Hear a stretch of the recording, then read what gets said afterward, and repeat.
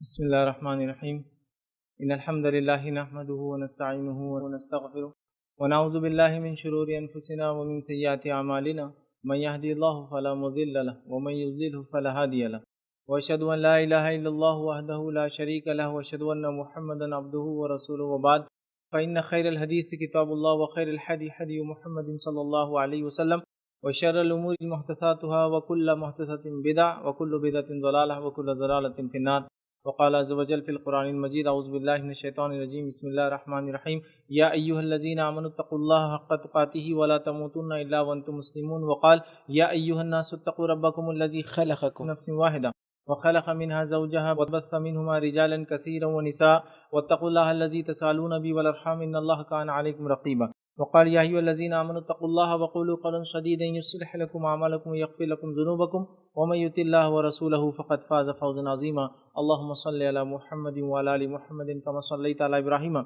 وعلى آل إبراهيم إنك حميد مجيد اللهم بارك على محمد وعلى آل محمد كما باركت على إبراهيم وعلى آل إبراهيم إنك حميد مجيد رب اشرح لي صدري ويسر لي أمري واحلل عقدة من لساني يفقهوا قولي وقال عز وجل في القرآن المجيد أعوذ بالله من الشیطان الرجیم بسم اللہ الرحمن الرحیم کل نفس ذائقۃ الموت اما بعد تمام تعریفیں اس اللہ عز و جل کے لیے لائق و زیبا ہے جو تمام جہانوں کا بنانے والا اور اسے پالنے والا ہے اور درود و سلام اس کے آخری نبی محمد صلی اللہ علیہ وسلم پر الحمدللہ ہم تمام یہاں اس درس کے لیے جمع ہوئے ہیں انشاءاللہ عزیز اس درس کے اندر جو آج جو چند باتیں آپ کے سامنے رکھنے کی کوشش کروں گا وہ ہوں گی جو ہے بیماری سے موت تک یہ عنوان یہ ٹائٹل اس لیے دیا گیا کہ بہت ساری مرتبہ سوالات آتے ہیں اور ظاہر سی بات ہے انسان پیدا ہوتے ہیں تو انسان مرتے بھی ہیں تو پیدائش کے تعلق سے ہم نے کافی تفصیلات لی اولاد کی پیدائش کے پہلے سے لے کر اولاد کی پیدائش اور پیدائش کا استقبال یہ تمام چیزیں الحمدللہ میں نے بتفصیل رکھی تو لوگوں کی طرف سے ایک اور چیز تھی کہ پیدائش کا تو ہو گیا لیکن موت کے تعلق سے یا میت کے تعلق سے یا مرنے والے کے تعلق سے بھی چند باتیں ہونی چاہیے ایک ویلکم ہے تو دوسرا ڈپارچر ہے مطلب ایک آتا ہے تو ارائیو ہوتا ہے دوسرا چلا جاتا ہے دنیا سے اور ظاہر سی بات ہے شریعت تو ہم کو ہر معاملے میں گائیڈ کرتی ہے اور موت ایک ایسی چیز ہے جو ایک حقیقت ہے یاد رکھی اور اتنی بڑی حقیقت ہے کہ جسی کو انتہا نہیں مطلب اس حد تک کہ اگر کوئی پیدا ہو اگر نفس ہے تو پھر ظاہر سی بات نفس ہے تو اس کو موت آنی یاد رکھے مطلب اس کا خاتمہ ہے فنا ہے مطلب اگر کوئی پروڈکٹ ہے ہم بولیں گے تو فنا ہو جاتا ہے ٹوٹ جاتا ہے خراب ہو جاتا ہے اور برباد ہو جاتا ہے ختم ہو جاتا ہے یاد رکھیے تو اسی طرح انسان ہے تو پھر اگر وہ پیدا ہوتا ہے تو اس کے پیدائش کے الٹ جو ہے موت ہوتی ہے اس کی یاد رکھیے وہ مر جاتا ہے یاد رکھیے تو ظاہر سی بات ہے موت کے تعلق سے اگر ہم پہلے سے معلومات لیں اور انسان کیسے مرتے ہیں کیا ان کے حالات ہوتے ہیں یا مرنے سے پہلے انسان کیا کرے کن چیزوں کی احتیاط کرے کیا نہ کرے اگر یہ تفصیلات ہم کو پہلے سے اگر پتہ ہو تو ہمارے لیے جو ہے بہت سارے کاموں میں جو ہے آسانی ہو جاتی ہے یاد رکھیے اور شریعت نے ہمیں ہر معاملے میں گائیڈ کیا ہے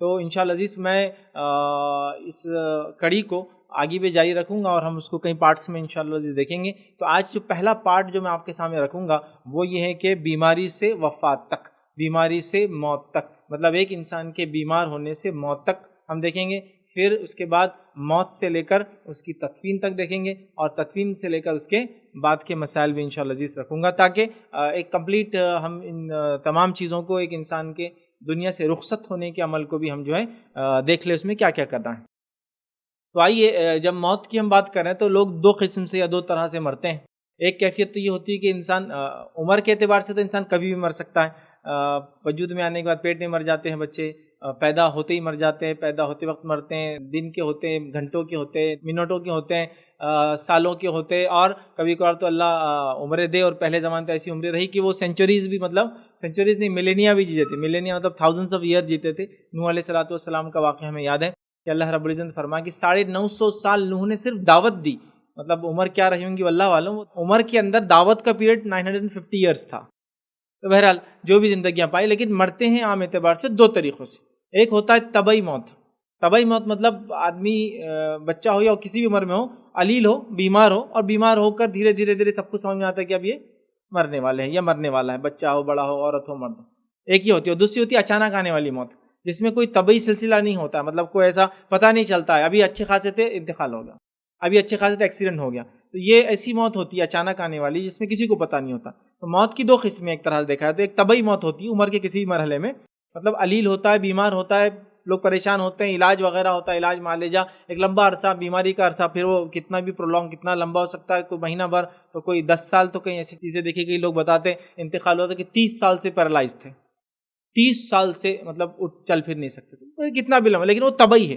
اس میں ایک سلسلہ چالو رہتا ہے، اور انسان کی حالات بگڑتے بگڑتے بگڑتے اندازے ہوتے رہتے ہیں کہ اب بس مر جائیں گے، چلے جائیں گے، انتقال ہو سکتا ہے، اور ایک اچانک آنے والی، تو بس یہ دو طریقے سے انسان کی موت ہوتی ہے۔ اچانک آنے والی موت میں بہت سارے ایسے کام ہیں جو انسان نہیں کر پاتا ہے، لیکن اگر اس کے لیے ہمیشہ وہ تیار ہے تو پھر پرابلم نہیں ہے اس کے لیے، لیکن اگر اچانک آنے والی موت کے لیے وہ تیار نہیں تھا، جیسا کہ جس کو کہتے ہیں دنیا کی زندگی مدمست ہو گیا تھا، دنیا کی زندگی نے اس کو گھیر لیا تھا، دنیا کی زندگی اس کی آنکھوں میں چمک گئی تھی، اور اس کو لگا کہ اب سب کچھ میرے کو اسی کے لیے کرنا ہے، اب بس اسی میں لگا تھا، اس نے سوچا کہ میں 60 سال جیوں گا، 60 سال کے بعد توبہ کروں گا، پھر کیا کروں گا، حج کو جا کے آؤں گا، پھر تسبیح بھی لے کے ٹوپی ووپی پہن کے پھر ایک اچھا انسان بن کے باقی کی زندگی ریٹائرمنٹ کی بات کی ہے وہ اللہ کے لیے دے دوں گا ڈیڈیکیٹ، بٹ لیکن وہ اس لیول تک نہیں پہنچ سکا، یا پھر لوگوں کو ایسا ہوتا ہے کہ ہم توبہ تو کر لیں گے، دروازہ تو کھلا ہے، بٹ اب وہ اندازہ ہی نہیں تھا کہ وہ چونکہ مطلب کوئی بھی انسان شیور نہیں ہوتا کہ کل وہ سو کے اٹھیں گا تو اٹھیں گا یا نہیں اٹھیں گا، لیکن کچھ لوگ شیور رہتے کہ اٹھنے والے بہرحال سو کے وہ،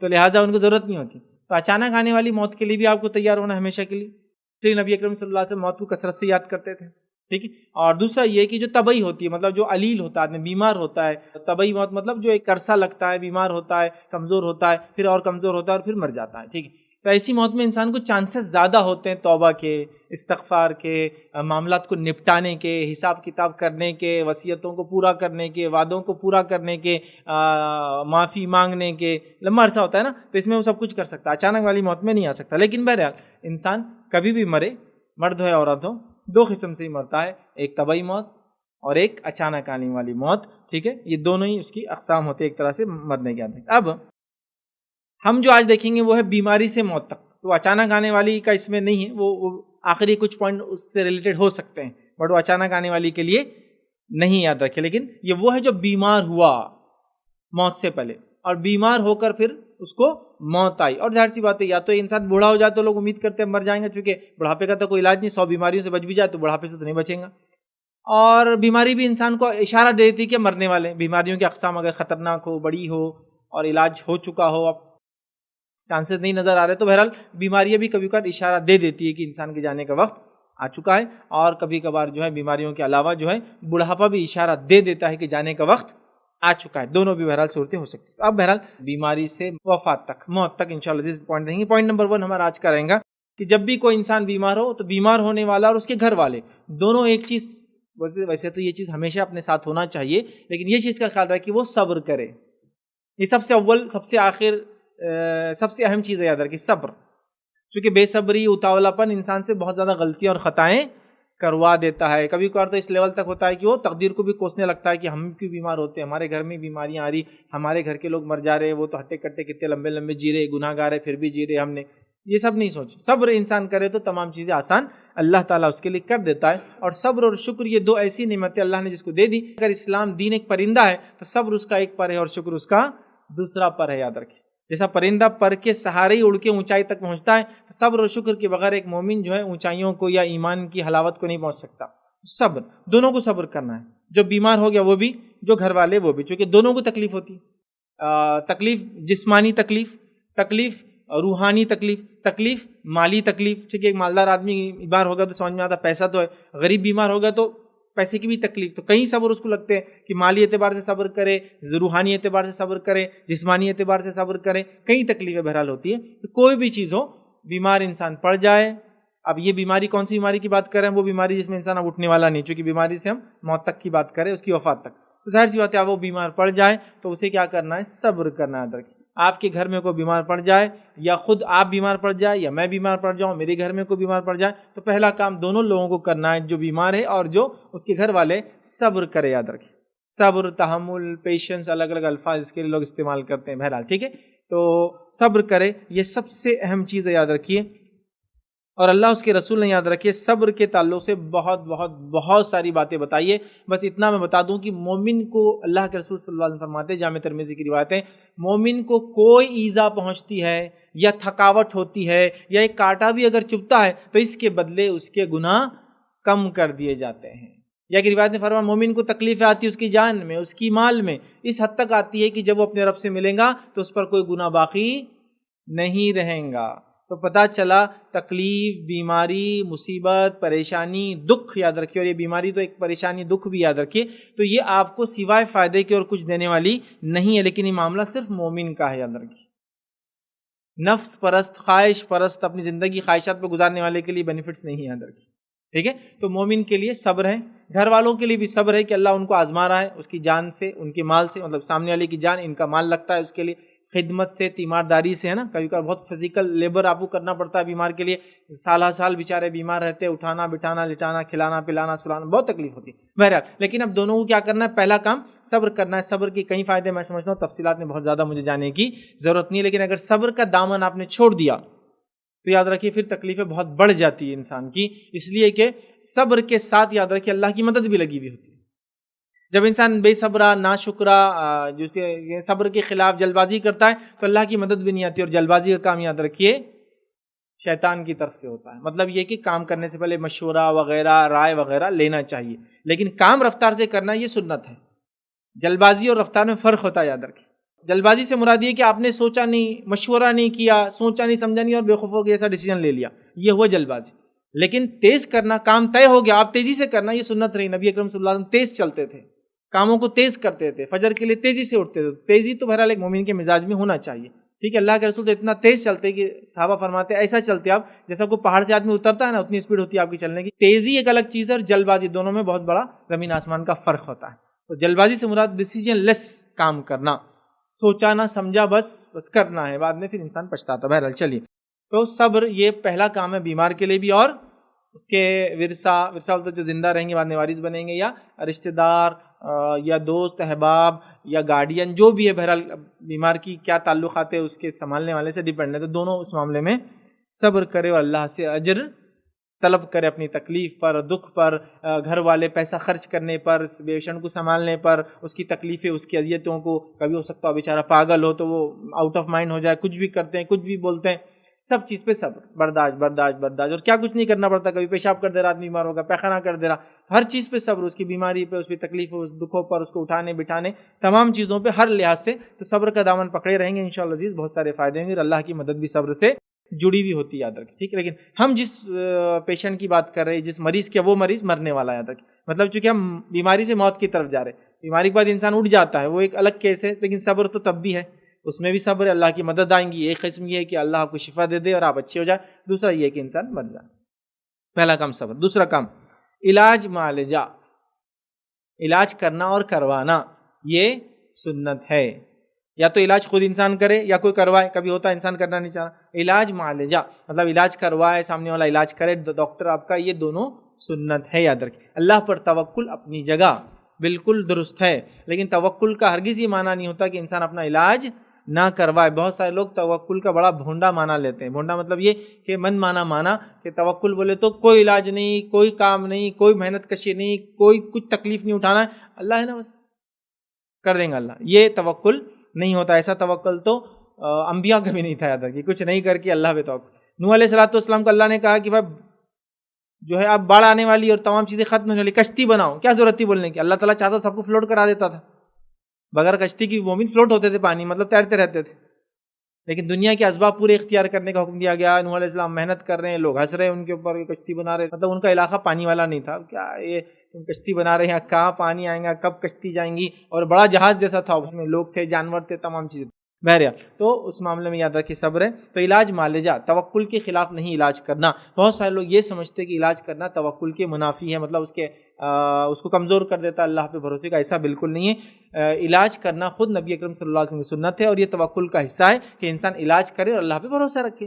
نبی اکرم صلی اللہ علیہ وسلم کے پاس ایک شخص ہے اور کہا اے اللہ کے رسول، کیا میں اللہ پر توکل کر کے اونٹنی کو کھلا رکھوں؟ تو کہا نہیں، اللہ پر توکل یہ کہ اونٹنی کو باندھو، اللہ پر توکل کرو۔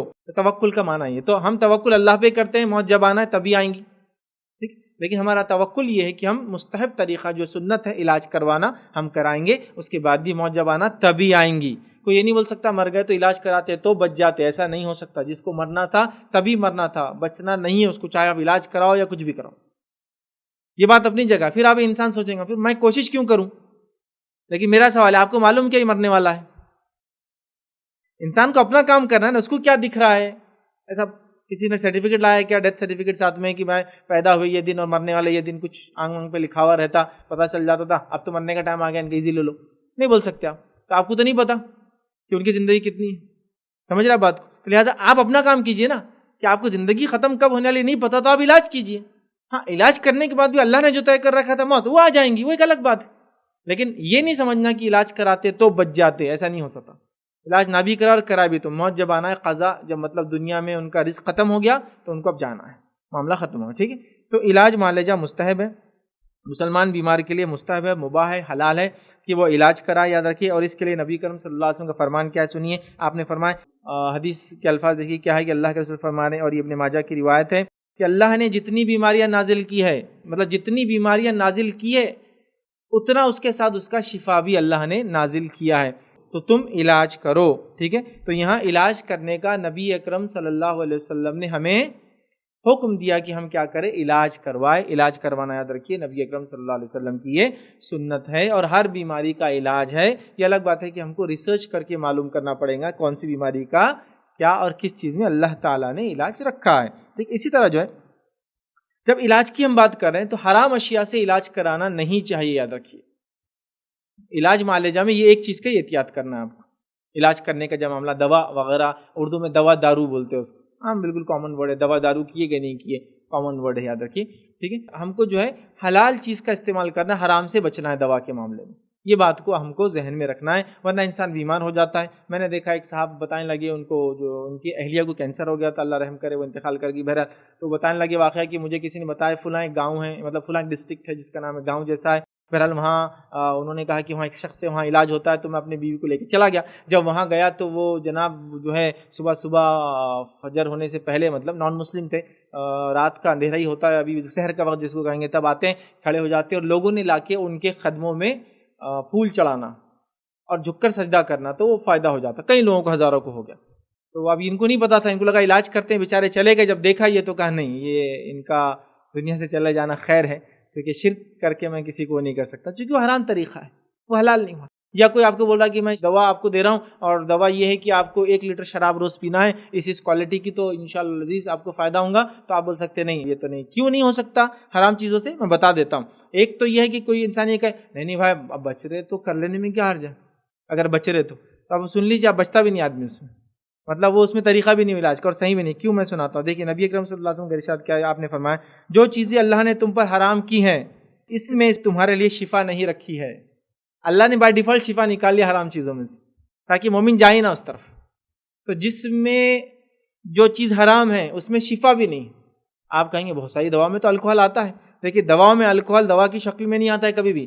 دواؤں میں الکوہل جتنی بھی آتا ہے جب پریزرویٹو آتا ہے، اصل دوا کو محفوظ کرنے کے لیے اسے ڈالا جاتا ہے. آپ پوچھ لیجیے کسی بھی ڈاکٹر سے، جو کنٹینٹ الکوہل ہوتا ہے وہ ایکچوئل میڈیسن کو سیف گارڈ کرنے، لانگ ٹرم تک پریزرو کرنے، سال دوا اچھی رہنا، 2-4 سال شیلف لائف ہوتی ہے نا اس کی، تو اس کے لیے ہوتا ہے. تو کوئی شراب سے علاج آپ بول نہیں سکتے ہوتا ہے بلکہ. تو اللہ تعالیٰ نے جن چیزوں کو حرام کیا ہے ان چیزوں میں سے شفا نکال لی، اس میں شفا نہیں ہوتی. یاد رکھیں اس میں فائدہ نہیں ہے. اس بات کو ہم جو ہے سمجھے، یاد رکھیں. ٹھیک ہے، اسی طرح یاد رکھیں تیسرا نقطہ ہمارا وہ یہ ہے کہ علاج کے لیے، تو یہ تو پہلا ہو گیا وہ طریقہ جو علاج معالجہ دواخانے وغیرہ کا چیز ہے جو ظاہراً دکھتا ہے. ٹھیک، اب دیکھیے دم کروانا بھی جائز ہے. تیسرا نقطہ میرا مطلب جس کو ہم کہیں گے دم سے مراد پڑھ کر دم کرنا، پھونکنا. میں سمجھتا ہوں بالکل واضح ہے، آپ اس چیز کو سمجھتے ہیں. کسی پہ دم کرنا، پڑھ کر پھونکنا، وہ وظائف، وہ قرآنی آیتیں، وہ دعائیں جو نبی اکرم صلی اللہ علیہ وسلم سے ثابت ہے کتاب و سنت میں، پتہ ہے ہمیں ان چیزوں سے دم کرنا. یاد رکھیے یہ سنت ہے. اور ایک مسلمان کے لیے قرآنی آیتیں، مسنون دعائیں اور اچھے کلام کے ساتھ دم کرنا یہ جائز ہے، اور نبی اکرم صلی اللہ علیہ وسلم نے اس کو استعمال کیا ہے، تو ہم یہ کر سکتے ہیں. بٹ میں یہ کہوں گا کہ پہلے ہم اس کو کریں اور بعد میں علاج کریں، یا علاج اور یہ دونوں کو پیرلل چلنے دیں. ہمارے پاس ہوتا ہے کہ یہ دم وغیرہ، شرعی رقیہ وغیرہ، یہ سب کب آتے معلوم ہم کو؟ جب سب کچھ کر لیے تو بولے اب یہ بھی کر کے چلو دیکھ لیتے، تو وہ دیکھنے میں فائدہ نہیں ہوتا. آپ کو جب وہ توکل اور بھروسہ ہوتا ہے کہ یہ چیز ایسی ہے تو پھر اللہ تعالیٰ اس کے اندر آپ کو فائدہ اور شفا بھی دیتا ہے. جب آپ کہتے ہیں لاسٹ میں دیکھیں گے کیا ہوتا ہے، پھر وہ اللہ تعالیٰ بھی بول دیتا جاؤ ادھر ہی اب سب گھوم لو دنیا، وہ لاسٹ میں ہی ہوں گا کچھ ہوا تو، سمجھا؟ تو لہٰذا ہم کو یہ بھی کرنا ہے، لیکن میں نے سیکنڈ کیوں رکھا، لیکن ایک ایمرجنسی میں آدمی پہلے دواخانے کی طرف بھاگتا ہے، نیچرلی کی طرح اس کو فائدہ ہو سکتا ہے، بٹ یہ رقیہ، دم پڑھ کر پھونکنا، قرآنی آیتیں جیسے شفا ثابت ہے، حدیث سے جو دعائیں ثابت ہے، مستون دعائیں جن کو کہتے ہیں، یا اسی طرح جو ہے جو اچھے کلام ہیں وہ پڑھنے میں انشاءاللہ عزیز کوئی حرج نہیں، بلکہ نبی اکرم صلی اللہ علیہ وسلم نے کیا۔ آئیے اللہ کے رسول صلی اللہ علیہ وسلم کا فرمان ہے، آپ نے فرمایا دم میں کوئی حرج نہیں بشرطے کہ اس میں شرکی الفاظ نہ ہو، دم میں کوئی حرج نہیں بشرطے اس میں شرکی الفاظ نہ ہو۔ دم مطلب کوئی چیز کو پڑھنے کے بعد یا تو وہ آدمی جس کے لیے پڑھا، یا تو اگر خود کے لیے پڑھا، تو اگر دوسروں کے لیے پڑھا تو اس کو کیا کرنا ہے، ایسا پھونکنا جس میں تھوڑا سا تھوک نکلے، ڈائریکٹ کر سکتے نہیں تو جو بھی تکلیف والی جگہ ہے جسم پہ ہاتھ پھیر سکتے، اور خود پہ دم کرنا ہے تو کر کے جسم میں۔ نبی اکرم صلی اللہ علیہ وسلم روز رات سونے سے پہلے آیت الکرسی، سورہ اخلاص، سورہ فلق، سورہ ناس، یہ 4 چیزیں پڑھتے، دم کرتے، اور سر کے بالوں سے لے کر سارے جسم پہ جہاں جہاں تک آپ کا ہاتھ جاتا اس سے ملتے، جتنا بھی جو پارٹس آپ ٹچ کر سکتے اللہ کے رسول سونے سے پہلے دم کرتے۔ اب بہت سارے لوگ ہوتے ہیں چونکہ ہم لوگ کچھ چیزوں کو سمجھ نہیں پاتے، ایسا میں کہہ سکتا ہوں صرف، اور ہائیجین کی کچھ عجیب و غریب تصورات ہمارے اپنے بنے ہوئے ہیں، جو کہ شریعت میں اس کا کوئی ویلیو نہیں ہوتی ویسے ہائیجین کے اندر، کہ جو شریعت نے منایا ہے وہی پاکیزی اور وہی طہارت ہے، تو لہٰذا کیا گندا تھوک رہے پورا ہمارے آنکھ پہ آ رہا، اب وہ تھوکنے والا کیسا ہے پتہ نہیں تھوک ہو رہا، تو پہلی چیز تو بتا دو، تھوک اپنی ذات سے جب تک اندر ہے وہ ناپاک نہیں ہوتا ہے، تھوک اپنی ذات سے جب تک اندر ہے یاد رکھیے وہ ناپاک چیز نہیں ہے، بلکہ اللہ کے رسول صلی اللہ علیہ وسلم چونکہ آپ کی ذات بھرا ذات مبارک تھی یاد رکھیے، اور انبیاء کی ذات متبرک ہوتی یاد رکھیے، تو لہٰذا صحابہ آپ صلی اللہ علیہ وسلم اگر تھوکتے تو صحابہ فوراً اس کو مل لیتے، کیونکہ انبیاء کی ذات باقی کوئی نہیں اس کے علاوہ متبرک ہوتی ہے۔ اسی لیے آپ نے سنا ہوگا اللہ کے رسول جا کے سوتے تھے، اور ام سلیم رضی اللہ عنہ جب آپ کا پسینہ گرتا نا گرمی سے دوپہر میں تو اس کو جمع کرتی تھی شیشے کے اندر۔ انبیاء کے ذات سے جو بھی چیزیں لگی سب متبرک ہوتی ہے، آپ نے کچھ پہنا، آپ نے کچھ اوڑھا، آپ نے کچھ لگایا، آپ کے بال، آپ کا تھوک، آپ کا لواک، سب جو ہے متبرک ہوتا ہے، صرف انبیاء کا، اس کے علاوہ کسی کا نہیں آتا۔ اسی لیے تو عبداللہ بن ابی کے جو بیٹے تھے عبداللہ رضی اللہ عنہ جو صحابی تھے، عبداللہ بن ابی منافقوں کے سردار تھے، ان کے بیٹے صحابی تھے، وہ آئے تھے اللہ کے رسول سے کیا مانگنے آئے تھے؟ اللہ کے رسول صلی اللہ علیہ وسلم کرتا، تاکہ شاید وہ جہنم کی آنکھ سے وہ کرتا اسے بچا لے۔ تو پتہ چلا صحابہ کا بھی عقیدہ تھا انبیاء کے ذات سے متعلق چیزیں متبرک۔ پھر کچھ لوگ کہہ سکتے ہیں بہت ساری بار آپ لوگ تو مذاق اڑا دیتے فلاں چیز کا فلاں نہیں، اگر چیز ثابت ہے نبی اکرم صلی اللہ علیہ وسلم کی ہے تو ہے، یہاں لوگوں نے پتہ نہیں کیا کیا اٹھا کے لا لیا، بے ڈھب چیزوں کو لا کے، کچھ بھی عجیب و غریب چیزوں کو لا کے، اتنے بڑے بالوں کا گچا، اتنا بڑا، پورے اللہ کے رسول صلی اللہ علیہ وسلم بال ہے، یہ عورت کی چوٹی ہے، یہ نبی اکرم صلی اللہ علیہ وسلم کے میکسیمم بال جو ہوتے تھے روایت میں آتا گردن تک جاتے تھے، عام حالت میں آپ کانوں کی جو نیچے کا حصہ ہوتا ہے یہاں تک رکھتے تھے زلفیں، اور جنگ وغیرہ میں لمبے عرصے باہر ہوتے تو گردن تک آتے تھے، اتنی بڑی چوٹی کہاں سے آئی آپ کے پاس؟ سمجھا؟ تو یہ تو پریکٹیکل نہیں، کسی چیز کا ثابت ہونا یاد رکھیے یہ بہت زیادہ ضروری ہوتا ہے۔ بہرحال تو انبیاء کے ذات یاد رکھیے، شفا کے تعلق سے جو ہے دم کرنے میں کوئی حرج نہیں، دم کر سکتے ہیں، اور بلکہ ہم جانتے ہیں بہت ساری تھراپیز تو ایسی ہے جو صرف اس میں آپ کو اگر بیماری ہو تو خالی یوں ملتے رہتے ہو خالی، تو دم کرنے میں وہی کرتے آپ۔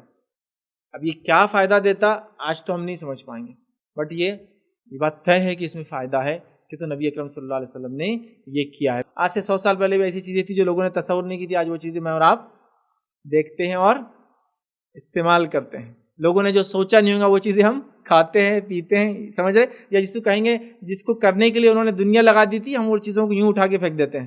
آپ کو پتا ہے پہلی جو میموری بنی تھی وہ 5 MB تھی، 5 MB جو 5-6 ٹن کی ایک وہ تھی، اور وہ بہت بڑا سیکرٹ تھا ملٹری کا، US ملٹری کا، مطلب اتنا بڑا ڈیٹا اسٹوریج بنا لیا تھا انہوں نے، کتنا MB کا؟ 5۔ ہم تو ایسا وہ 2-2 4-4 GB کی اٹھا کے پھینک دیتے، ارے پرانی ہوگی 8 کی پھینک دے، 16 کی لا لے اٹھا کے۔ تو تب وہ جب بنا تھا، آپ سمجھ رہے نا، تو ایسے ہی ہوتا ہے، چیزیں سمجھ میں نہیں آتی لیکن تصور کے باہر ہوتی ہے، تو آگے ہو سکتا ہے بہر دم کرنا چاہیے، دم کرنا چاہیے، رقیہ شرعیہ کرنا چاہیے، پڑھ کر پھونکنا چاہیے۔ سب سے بیٹر ہے وہ آدمی خود کرے جو بیمار ہے، اگر وہ نہیں کر سکتا تو پھر اس کے آس پاس والے کریں۔ نبی اکرم صلی اللہ علیہ وسلم جب بیمار تھے، آپ کے آخری بیماری، آپ خود اپنے آپ پہ دم کرتے تھے، جب آپ میں وہ طاقت نہ رہی آپ کافی کمزور ہو گئے تھے تو آپ نے ماں عائشہ سے کہا تم دم کرو. ماں عائشہ فرماتی میں سورہ فلق اور ناس پڑھتی, ان کے ہاتھ پہ دم کرتی اور اللہ کے رسول کے چہرے مبارک اور جسم مبارک پر ہاتھ کو پھیرتی. تو یہ یا تو مریض خود کرے فرسٹ, نہیں کر سکتا تو آپ کوئی بھی انسان کر سکتا ہے. لیکن ہمارے پاس حالت یہ کہ یہ بھی پڑھنا آتا نہیں, لوگ سیکھتے نہیں چھوٹی چھوٹی چیزیں, اس کے لیے بولے مولوی صاحب آئیں گے. اب وہ کب آئیں گے, کب ٹائم دیں گے, آپ خود سیکھ لو چھوٹی چھوٹی چیزیں. اچھا دیکھ کر بھی پڑھ سکتے ہیں آپ, کوئی ضروری نہیں آپ کو یاد ہو, دعاؤں کو دیکھ کر پڑھو, دم کرو, مطلب کیا مسئلہ ہے, ٹھیک ہے. بہرحال اب ایک آدمی ہے نہ اس کا کوئی رشتہ دار ہے نہ وہ خود پڑھ سکتا ہے, تو اس کے لیے سہولتیں ہیں, وہ سن لے. پھر آج کل تو ٹیکنالوجی اتنی ایڈوانس ہے, کوئی سنا دے بیچارے کو, کوئی پڑھ نہیں سکتا تو کان میں لگا دے, ٹھیک ہے. تو بہرحال سن لے, کم از کم کچھ نہ کچھ کرے. چوتھی چیز یاد رکھی, جب میں نے دم کی بات کی آپ کے سامنے تو یہ بات بھی کہنا ضروری ہے, جو فورتھ پوائنٹ ہے میرا, تعویذ گنڈوں میں اللہ تعالیٰ نے شفا نہیں رکھی. رقیہ شریعہ دم میں شفا ہے, دم میں دم ہے بول سکتا ہوں, لیکن اس میں نہیں. یہ تعویذ گنڈوں میں شفا نہیں ہے. ہمارے پاس سب سے پہلے بیمار ہوتے ہی کیا ہو جاتا, بیمار ہوتے ہی سب سے پہلے بابا کی شرن میں چلے جانا پڑتا آپ کو. بابا بولے گر جانا جا کے. اب سمجھ رہے نا آپ, مسلم ہے تو مسلمانوں کے پاس, نان مسلم ہے تو نان مسلم کے پاس. ارے بھائی ڈاکٹر کے پاس جاؤ, علاج کرو, رقیہ کرو, جو طریقے سنت میں ثابت ہے وہ کرو. یہ سب کیا ہے, سمجھ رہا. تو ہم لوگ تعویذ اور گنڈا سب سے پہلا رہتا. مطلب بیمار اگر بیمار ہو جائے, میڈیکل آلات سے زیادہ تو اس کے اوپر تعویذ اور گنڈے پورے چپکے ہوئے لپٹے ہوئے رہتے ہیں نا. کمر پہ باندھ دو یہ والا, گلے میں لٹکا دو تھوڑا تانبے کا لا کے کچھ تو بھی, ہاتھ میں پنا دو ایک کڑا یہاں, ادھر ایک ڈال دو, انگلیوں پورے چھلے پنا دو اس کے ہاتھ سے یہاں تک, کان میں لگے تو ٹوچ کے ایک بالی بھی ڈال دو, چونکہ وہ منت کے بلا کے یہ کر دو. علاج ہے نا, علاج. یہ سب سے فرسٹ لیول پر ہو جاتا. پیروں میں باندھا ہوا اس کے ٹخنے سے اوپر ہے نا, اور پھر کلائیوں میں ڈالا ہوا, بالکل کامن ہے, آدھے ہاتھ میں ڈالا ہوا, ڈنڈ پہ ڈالا ہوا, ٹھیک ہے. اس کے بعد گلے میں تو الگ الگ ٹائپ کے, چھوٹے سے لے کر بڑے, بڑے سے میں نے تو یہاں تک دیکھا کہ اتنے بڑے بڑے سے آدھے کلو کے تانبے کے لٹکے ہوئے گلے میں. کیا ہے تو بولے وہ ضروری ہے میرے کو بچنے کے. ہاں اگر کوئی ڈر لگ رہا کہ بھائی پوائنٹ بلینک پہ تم کو یہیں شوٹ کرے گا کوئی, تو تانبا بجا صحیح بات ہے, سیف گارڈ کر سکتا ہو. اب یہاں مار دیا تو یہاں مار دیا تو کیا لیتے پھر, مطلب فزیکل تو ہے اس میں پراپرٹیز کی سیو کر سکتا ہے, بٹ تانبا لگانے سے, اس پہ کچھ لکھا ہوا ہونے سے تو میں نہیں سوچتا ہوں اگر کوئی فائدہ ہوگا. نا جو تانبے کے مائنس میں کام کرتے ہو تو کوئی بیماری نہیں پڑنا, تانبا ہی تانبا رہتا ہوں, بٹ مرتے بیمار ہوتے بیچارے وہ بھی, تو ایسا کچھ نہیں. تو بہرحال وہ ساری چیزیں ہم لوگ کر لیتے ہیں, اس میں فائدہ نہیں. اچھا یہ میرے اپنے دل سے بات نہیں کر رہا ہوں, نہیں بھائی تم تو ایسے ہی بولیں گے, نہیں, دل سے نہیں, دلیل ہونا ہمارے سامنے. دلیل ہے, ہم تو جس کو کہیں گے دلیل کے معذور ہیں. دلیل ہے تو ہم آگے بڑھ پائیں گے, نہیں ہے تو ہم چل بھی نہیں پائیں گے, کیونکہ دلیل ضروری ہے. تو اگر علاج ہے تعویذ گنڈوں میں تو ہم کو دلیل چاہیے کہ نبی اکرم صلی اللہ علیہ وسلم نے حکم دیا, نبی اکرم صلی اللہ علیہ وسلم نے صحابہ کو دیکھا, نبی اکرم صلی اللہ علیہ وسلم کے سامنے ہوا اور آپ نے کہا کرتے رہو, اس میں تو کوئی مسئلہ نہیں ہے. تو یہ سمجھ میں آتا. لیکن ہمارے پاس وہ سب چیزیں چھوڑ کے اچھا قرآن کا مسئلہ لا لیتے پھر لوگ کہ وہ قرآنی تعویذ. دیکھیے ایک ڈاکٹر کے پاس آپ گئے, ڈاکٹر نے پرسکرپشن لکھ کر دیا کہ یہ دوا کھاؤ, اتنے بار کھاؤ, ایسا کھاؤ. آپ نے وہ چٹھی کو لیا, احترام سے لیا, لپٹا, گول گول گول چھوٹا بنایا, ڈبی میں ڈالا, گلے میں لٹکا لیا, سکون لگ رہا. آگے کیا, 8 دن ہو گئے, بیماری اور بڑھ گئی, پھر دوسرے ڈاکٹر کے پاس لے گئے, دوسرے ڈاکٹر کے پاس گئے, کیا ہوا, پہلے ڈاکٹر کے پاس, ہاں بولے وہ چٹھی دی انہوں نے, کیا ہوا, زیادہ فائدہ نہیں ہوا, چٹھی کہاں ہے, گلے میں لٹکی ہوئی نا, دوا کھائے کیا, یہ نہیں دوا نہیں لی, ہم کو لگا وہ چٹھی جو لکھی ہوئی لینا, اس کو لٹکا لینا, اس سے فائدہ ہو جائے گا. ہوگا کیا, نہیں. تو قرآن ہے, قرآن کو لٹکا لینے سے فائدہ نہیں ہوتا, اس کو پڑھنا پڑتا, پڑھ کر عمل کرنا پڑتا, تب وہ چیزیں فائدہ دیتی. ہم نے کیا پرسکرپشن کی چٹھی گلے میں لٹکا لیا, قرآن کے ساتھ وہی سلوک کر رہے ہیں. نہیں, اس کو پڑھ کے آپ دیکھیے تو وہ میریکل ہے, مطلب اپنے آپ میں معجزہ ہے, وہ آپ کی زندگی بدل سکتا ہے. جسمانی بیماریاں بھی دور کرتا ہے, روحانی بیماریاں بھی دور کرتا ہے, دل کے امراض بھی دور کرتا ہے, دل کی بیماریاں بھی, دل کی بیماریوں سے مراد کینہ, بغض, تکبر سب دل میں رہتا ہے نا انسان, سب نکال کے پھینک دیتا ہے. اس کی مثال ہی الگ ہے, مطلب اس کی بات ہی کچھ اور ہے, سمجھ رہا. تو اس میں فزیکل بھی علاج ہے اور جس کو کہیں گے روحانی علاج بھی, وہ تو ہے, لیکن خالی لٹکانے سے نہیں ہوگا. یہ بات تو آپ کو سمجھنا پڑے گی. یہ میں نے جو کہا گنڈے تعویذوں سے علاج نہیں ہوتا. دلیل یہ ہے کہ نبی اکرم صلی اللہ علیہ وسلم نے فرمایا, جس نے تمیمہ, منکا وغیرہ گلے میں ڈالا. عرب اس زمانے میں علاج ایسے ہی کرتے تھے, بیمار ہوگا تو گلے میں منکا ڈالتے تھے, سیپیاں ڈالتے تھے, جانوروں کے گلوں کے اندر ہار ڈالتے تھے کالے کلر کے تاگے میں, اور اس میں سیپیاں لگاتے تھے. آج بھی دیکھیے آپ لوگ جانوروں کے گلے میں ڈالتے ہیں, ان کو حفاظت کے لیے, کوئی جانور کو لے کے نہیں بھاگ جانا, وہ جانور دودھ اچھا دینا, وہ فلاں ہونا. تو اللہ کے رسول کے زمانے میں یہ سیپیاں, منکے وغیرہ لٹکاتے. تو آپ نے کیا فرمایا, جس نے تمیمہ, منکا وغیرہ لٹکایا, گلے میں ڈالا, اس نے شرک کیا, فقط اشرک. کیا حدیث کے الفاظ دیکھیے کیا ہے, من علق تمیمۃ فقط اشرک, جس نے تمیمہ لٹکا لیا گلے میں یا کہیں اور بھی وہ کیجیے، اس نے شرک کیا. کامنلی چوئی گلے میں لٹکاتے لیکن بہرحال اس کے علاوہ بھی لوگ کرتے ہیں، تو اس نے کیا کیا؟ شرک کیا. آئیے دوسری روایت اور سے سنیے کیا فرما رہے نبی اکرم صلی اللہ علیہ وسلم. یہ جو ہے مسند احمد کی روایت ہے اور مستدرک حاکم میں بھی روایت آتی ہے. آپ نے فرمایا جو من کے گلے میں ڈالے اللہ اس کی مراد کبھی پوری نہ کرے. آپ بدعا دیا آپ نے. جو من کے گلے میں ڈالے اللہ اس کی مراد کبھی پوری نہ کرے، مطلب جس مقصد ڈالا اللہ اس کو کبھی اس میں کامیابی نہ دے. بچے کی حفاظت کو من کا ڈال دیا آپ نے گلے میں، اللہ کبھی حفاظت نہیں کرے گا اس کی، اس لیے کہ نبی اکرم صلی اللہ علیہ وسلم کی بددعا ہے اس انسان کے لیے، اللہ کبھی اس کو جو ہے شفا نہ دے. تو آپ نے فرمایا کہ جو من کے گلے میں ڈالے اللہ اس کی مراد پوری نہ کرے، اور جو کوئی کوڑیاں سیپیاں گلے میں ڈالے اس کو اللہ کبھی آرام نہ دے. اللہ نے کہا اللہ کبھی اس کو آرام نہ دے جو ایسا کرے. بیماریوں سے بچنے ڈالتے تھے وہ، تو اللہ کبھی اس کو آرام نہ دے. تو نبی اکرم صلی اللہ علیہ وسلم بددعا دے رہے ہیں کہ جس مقصد سے تم لٹکاتے ہو وہ کبھی پورا نہیں ہوگا. ایک روایت نے فرمایا جس نے کچھ بھی لٹکا لیا اللہ اس کو اسی کے حوالے کر دیتا، اپنی ضمانت سے بری کر کے کہتا اب جا تیرا اور اس چیز کا معاملہ ہے تو طے کر لے، یاد رکھے. ٹھیک ہے. اسی طرح نبی اکرم صلی اللہ علیہ وسلم فرمایا، حدیث کے الفاظ دیکھیے اس طرح سے، اللہ کے رسول صلی اللہ علیہ وسلم نے دیکھا کہ ایک شخص ان کے پاس آیا جو پیتل کا ایک کڑا پہنا ہوا تھا. پیتل کا کڑا اس نے اپنے ہاتھ میں یا ڈن وغیرہ پہ پہنا ہوا چڑھایا ہوا تھا. پیتل کا کڑا اس نے جو ہے اپنے ہاتھ میں ڈالے ہوئے تھا. آپ نے فرمایا افسوس یہ کیا ہے؟ اس نے کہا بیماری دور کرنے کے لیے میں اس کو استعمال کرتا ہوں، دور ہو جائے بول کے میں یہ استعمال کرتا ہوں. نبی اکرم صلی اللہ علیہ وسلم فرماتے کہتے اسے اتار دے یہ تیری بیماری کو اور زیادہ کر دیں گا، اسے اتار دے یہ تیری کمزوری کو ویکنیس کو اور بڑھا دیں گا. اور کیا فرمایا سنیے، اگر تو اس حال میں مر گیا تو کبھی کامیاب نہیں ہوگا. تیری کمزوری کو بڑھا دیں گا، اور اگر تو مر گیا اس حال میں تو اللہ تجھے کبھی کامیاب نہیں ہونے دیں گے. کتنی خطرناک بات. تعویذ گنڈوں سے علاج نہیں ہوتا. ہمارے پاس کتنا بھی سمجھایا جائے، اللہ رحم کرے. خاص طور سے عورتوں کا معاملہ یہ ہے، یہ کرنا ہی چاہیے انہوں نے بچوں کے لیے، یہ کرنا ہی چاہیے انہوں نے اپنی چیزوں کے. ان کو لگتا ہے اس میں ایسا نعوذ باللہ اللہ تعالیٰ ایک ہے اور یہ بھی ایک ہے. اب اللہ تعالیٰ نہیں چاہتا کہ یہ علاج کرے بول کے وہ ناراض ہو رہا، ایسا ہی نہیں. اللہ تعالیٰ ہے اور صرف اللہ تعالیٰ ہے، دوسری کوئی ذاتی نہیں. تو آپ خود اللہ تعالیٰ کے خلاف جا کے آپ سمجھ رہے تعویذ میں کچھ ہے. دیکھیے ایک مذہب ہے اس کے اندر تصور یہ ہے کہ خدا دو ہے. ایک خدا ہوتا ہے جو اچھائی کا خدا ہے اور ایک خدا وہ ہوتا ہے جو برائی کا خدا ہے. سمجھ رہے آپ؟ تو دو خداؤں کو، چونکہ وہ بولتے برائی کیسے اللہ کی طرف سے آئیں گے نعوذ باللہ، تو انہوں نے دو خدا بنا دی. ٹھیک ہے. اب دو خدا بنا دیے تو ان کا ماننا ہے دونوں خدا برابر پاورفل رہتے. تو کبھی انہوں زیادہ پاورفل رہتے جو اچھے والے حاوی ہو جاتے تو دوسرے والے کا اثر آدمی پہ سے کم ہو جاتا. وہ تھیری میں سمجھ میں آتا کہ انہوں حاوی ہو گئے فرسٹ والے، سیکنڈ پہ تو بیماری دور ہو گئی کہ تو سیکنڈ والے بیماری دے رہے. ہمارا عقیدہ یہ تو صرف ایک واحد ذات ہے جس نے بنایا، خیر اور شر تمام اسی کی طرف سے.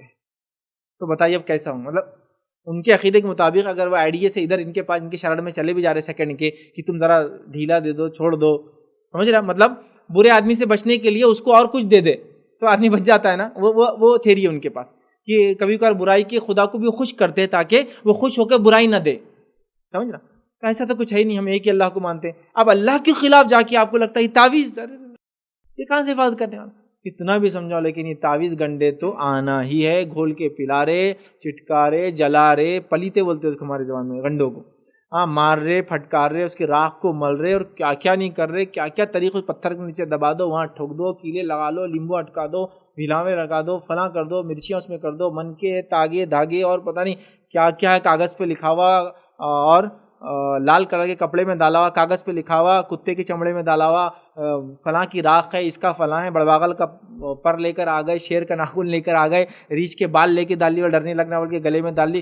سب دنیا بھر کی چیزیں کر لی ہم نے. مطلب ایک عجیب و غریب حال ہے ایک مسلمان کا، جس کا ماننا یہ کہ بنانے والا ایک ہے، اس نے کئی اور بنانے والے تصور کر کے ان سے حفاظت مانگتا ہے زندگی میں. اچھا سننے کے حد تک سب پورا ہو گیا نا، کیا بولے مولوی صاحب نے، کیا بولے فیض بھائی نے، اب تو سمجھ میں آ گیا. لیکن بیمار ہو گیا، بول رہے وہ لیکن کرنا تو پڑتا ہی نا. اب دنیا میں تو لگا ہوا ہی دنیا ہے تو مولانا بول رہے غیبت نہیں کرنا، لیکن آئی ماں ایسا جی سکتے کہ ان کی بیوی نہیں کرتی ہوں گی کیا؟ وہ بھی کرتی ہوں گی. پھر جینا تو ہے ہی دنیا میں تو کرنا تو پڑے گا تعویذ گنڈے. تو پھر شروع ہو گیا. ارے لیکن سب سمجھ میں آ گیا تم کو؟ ہاں جب آیا تھا اب نہیں آ رہا. اب یہی سمجھ میں آ رہا جو ہے سامنے. کتنا بھی کرو، میں نے دیکھا گھر کے مرد لٹک بھی گئے تو چھپ کے ماں کے گھر میں جا کے برابر بچے کو تعویذ پہنائیں گی. مانیں گے نہیں لگے. لیکن اللہ کے علاوہ کوئی ہے ہی نہیں آپ کی حفاظت کرنے والا. یہ بات تو یاد رکھیے, مومنوں کا سہارا اللہ کے علاوہ کوئی نہیں. اور جب مومن کا توکل اللہ پہ ایسا ہوتا ہے نا کہ وہ کہتا ہے اللہ تیرے علاوہ کوئی نہیں, میں جاؤں کہاں, تو اللہ تعالیٰ ہی بولتا ہے نا یہ بندے کا کوئی ہے ہی نہیں میرے علاوہ, تو میرے سے جب مانگا تو میں خالیات تو جانے ہی نہیں دے سکتا اس کو. لیکن ہمارا ایسا رہتا ہے کہ اللہ سب سے مانگنے کے بعد اللہ تو بھی ہے تو بھی دے دے. اللہ بولتا ہے جن سے مانگا ان سے لے لو, جا میں کیا کروں. ظاہر سی بات ہے ایک انسان ہے, اس کا ایک مالک ہے, اور وہ جا کے بولتا ہے آپ کے علاوہ تو میرا کوئی مالک نہیں ہے, آپ کو میری مدد کرنا ہوگی. تو مالک بھی سوچیں گے نا صحیح بات ہے, اپنا ورکر ہے, کون کرے گا اس کی آگے, اور دوسرا اپنے کچھ کرنا پڑے گا اس کا سب, تو وہ ہیلپ بھی کریں گا. اب آپ کیا کریں, کام یہاں کر رہے مانگ رہے, اس سے بولتا وہاں جا کے تو نے مانگا, وہ آدمی میرے کو بول رہا ہے کہ تمہارے ورکر میرے پاس آ کے مانگ رہے, میں دیتا جا آپ نہیں کرتا تیری مدد, کیا کرنا ہے, ناراض ہو جائیں گا. یہ انسان ہے. لیکن اللہ تعالیٰ یاد رکھیے اس معاملے میں سب سے زیادہ غیرت ہے, چونکہ اس کے علاوہ کوئی ذات نہیں ہے جس نے کچھ بھی ذرہ برابر بنایا. اور یہ معاملہ ملکیت کا ہے, یاد رکھیے ملکیت, جس کی ملکیت ہے اس کا تصرف ہوتا ہے, اسی کا حکم چلتا ہے. تو اللہ کی ہم سب ملکیت ہے, پوری کائنات اللہ کی ملکیت ہے, تو وہ پسند نہیں کرتا کسی اور کا تصرف, ذرہ برابر بھی کوئی اس میں شریک ہو, یاد رکھیے پسند نہیں کرتا. ایک انسان کی مثال لے لیجیے, کوئی بھی انسان یاد رکھیے پسند نہیں کرتا کہ وہ اپنے بیوی کے اندر کسی اور کو شریک کرے, سمپل چیز ہے. تو اللہ تعالیٰ تو بالکل پسند نہیں کرتا, جبکہ کسی نے کچھ بنایا ہی نہیں, ذرہ برابر بھی جو ہے وہ سوچے یا کوئی انسان اس طرف جاتا. شرک یاد رکھیے سب سے بڑا جرم اور گناہ ہے.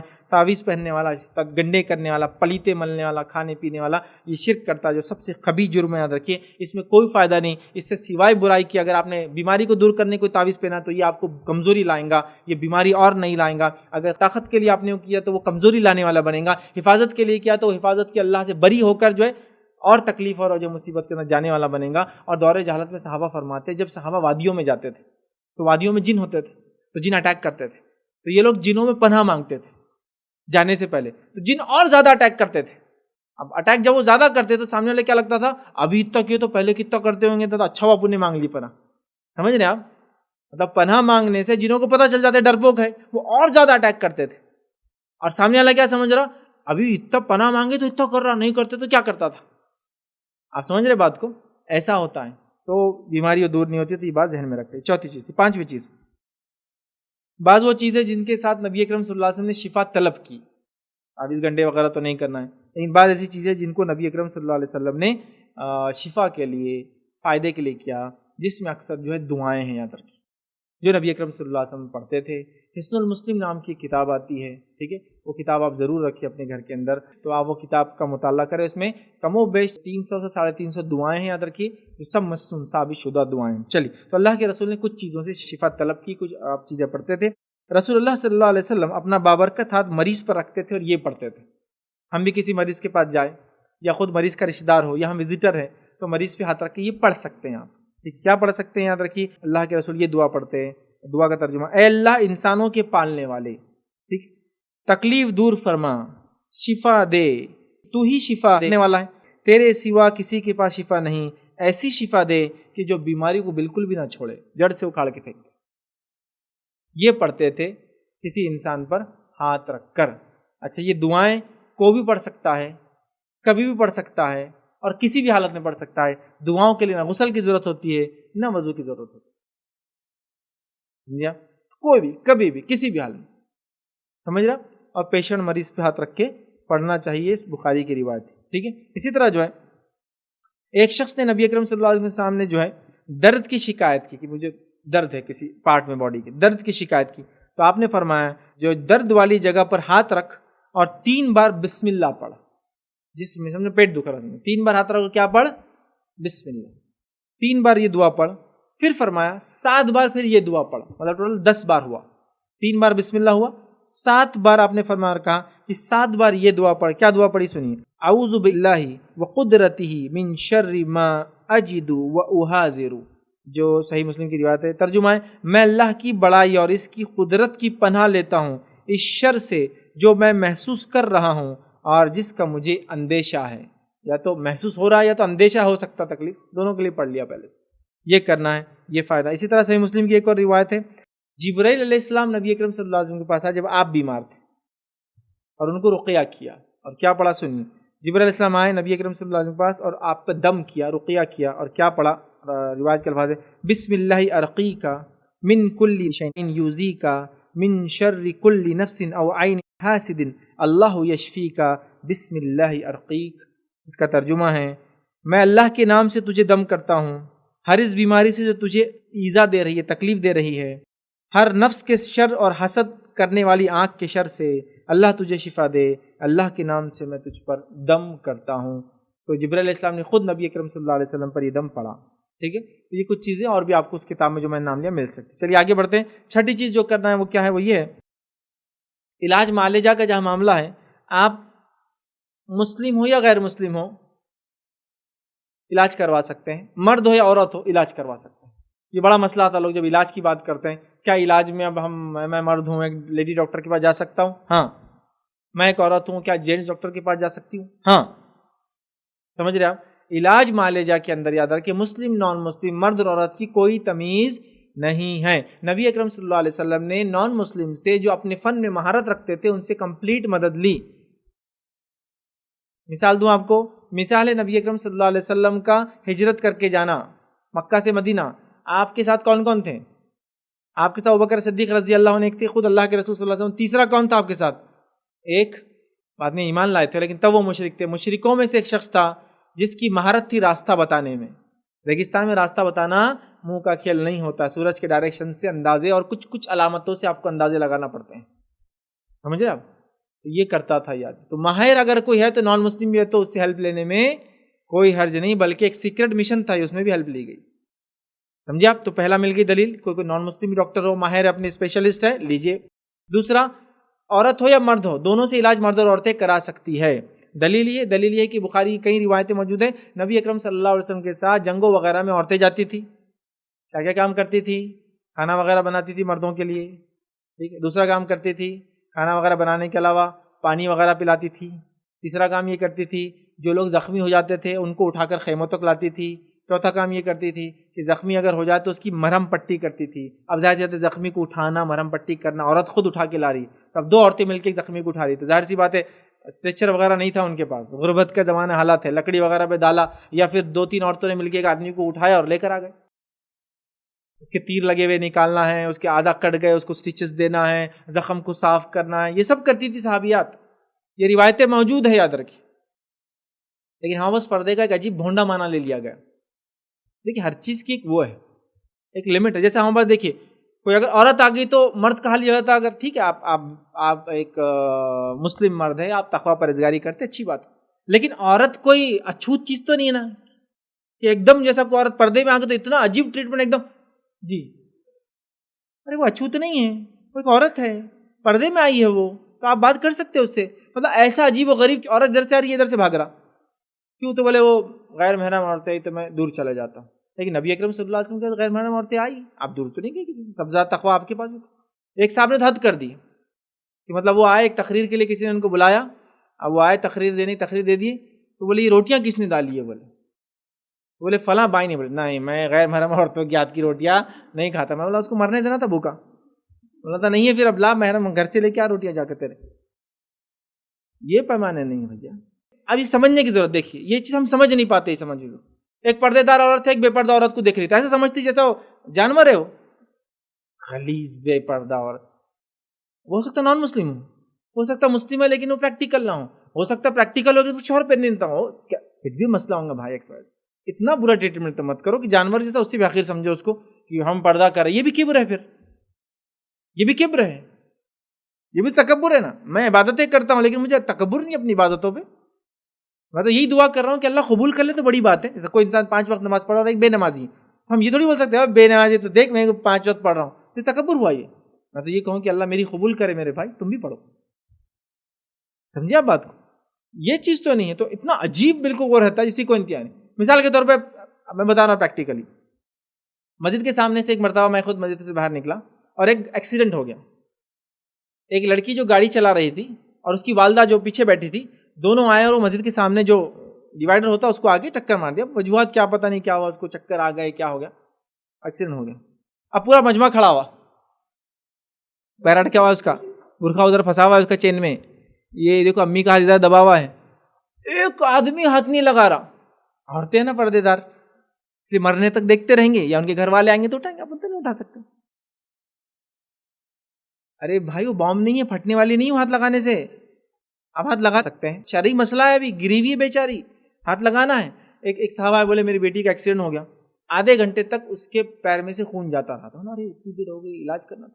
ایکسیڈنٹ ہوا, بولے ایک ڈرینیج کے لیے بڑا گڑھا کھودا گیا تھا اور سامنے کچھ لگا ہوا نہیں تھا, اور گاڑی کے ساتھ وہ اندر چلے گی ڈرینیج, وہ اندر نیچے, گاڑی اس کے اوپر, پورے لوگ دیکھ رہے بولے, لیکن ایک آدمی اٹھانے کو تیار نہیں. کیوں؟ پردہ دار عورت ہے اور سب اس کو دیکھ. تو نہ وہ بیچارے وہ کر رہے تھے. سینس لیس ہو گئے ہم لوگ. پردہ اپنی جگہ ہے, لیکن پردے دار عورت کا ایکسیڈنٹ ہوں گے تو کب اٹھائیں گے نہیں. ہاں میکسیمم یہ کر سکتے ہیں کہ کوئی عورت عام حالت میں گر گئی, جو ایک ایمرجنسی سچویشن نہیں ہے, ارجنسی نہیں ہے, تو آپ یہ پوچھ سکتے ہیں خاتون آپ گر گئی ہے, آپ پردے دار میں آپ کو ہاتھ لگاؤں. اتنا اس کو کھڑے کھڑے گر گئے تو یہاں تو کوئی رسک نہیں ہے نا, اتنا سڑک پہ گری, نہ کوئی ایمرجنسی دکھ رہی ہے آپ کو, تو آپ پوچھ سکتے کہ میں ہاتھ لگاؤں. آپ بولے تو یہاں سمجھ میں آتا, لیکن وہ بے ہوش ہو گئی. نہیں اٹھنے تو اس کو پوچھتا پہلے میں, پھر اٹھنے کے بعد میں چلائی کری تو کو ٹینشن لینے کا اپنے کو. ہاں پڑے رہو خالہ, تم اٹھے کیا, پانی ڈالو ان کے اوپر, وہ کرو, دور سے پانی ڈالو, بھی تو پھٹ سکتی نا کبھی بھی. پردہ دار سے بولے تو بلاسٹ ہو جائیں گی کبھی. تو اٹھ گئی, ہاں اٹھاؤں کیا, آپ کو پوچھنا ہے. اگر وہ بے ہوش ہو گئی پھر تو کوئی آپ کے پاس چارہ ہی نہیں, اس کو اٹھا کے آپ کو دواخانے لے جانا ہے. مطلب بہت عجیب ہو گیا. ایک انسان, ایک مرد ہے, سیویئر اس کو مار لگ گیا. آپ جانتے ہیں مار کو کیسا ٹریٹ کرنا چاہیے, آپ کم از کم خون روک سکتے اس کی. عورت ہے نا, میں کیسا کروں گی بھیا, کیسا بہت زور سے لگا بھیا تم کو, اور وہ چکر کھا گیا, اس کو سمجھ میں نہیں آ رہا, وہ سینس لیس ہوتے جا رہا, چونکہ بلڈ جا رہا اس کا. مرد ہے نا, غیر مرد ہے, غیر میاں ہے, اپنا میاں بھی نہیں ہوتا.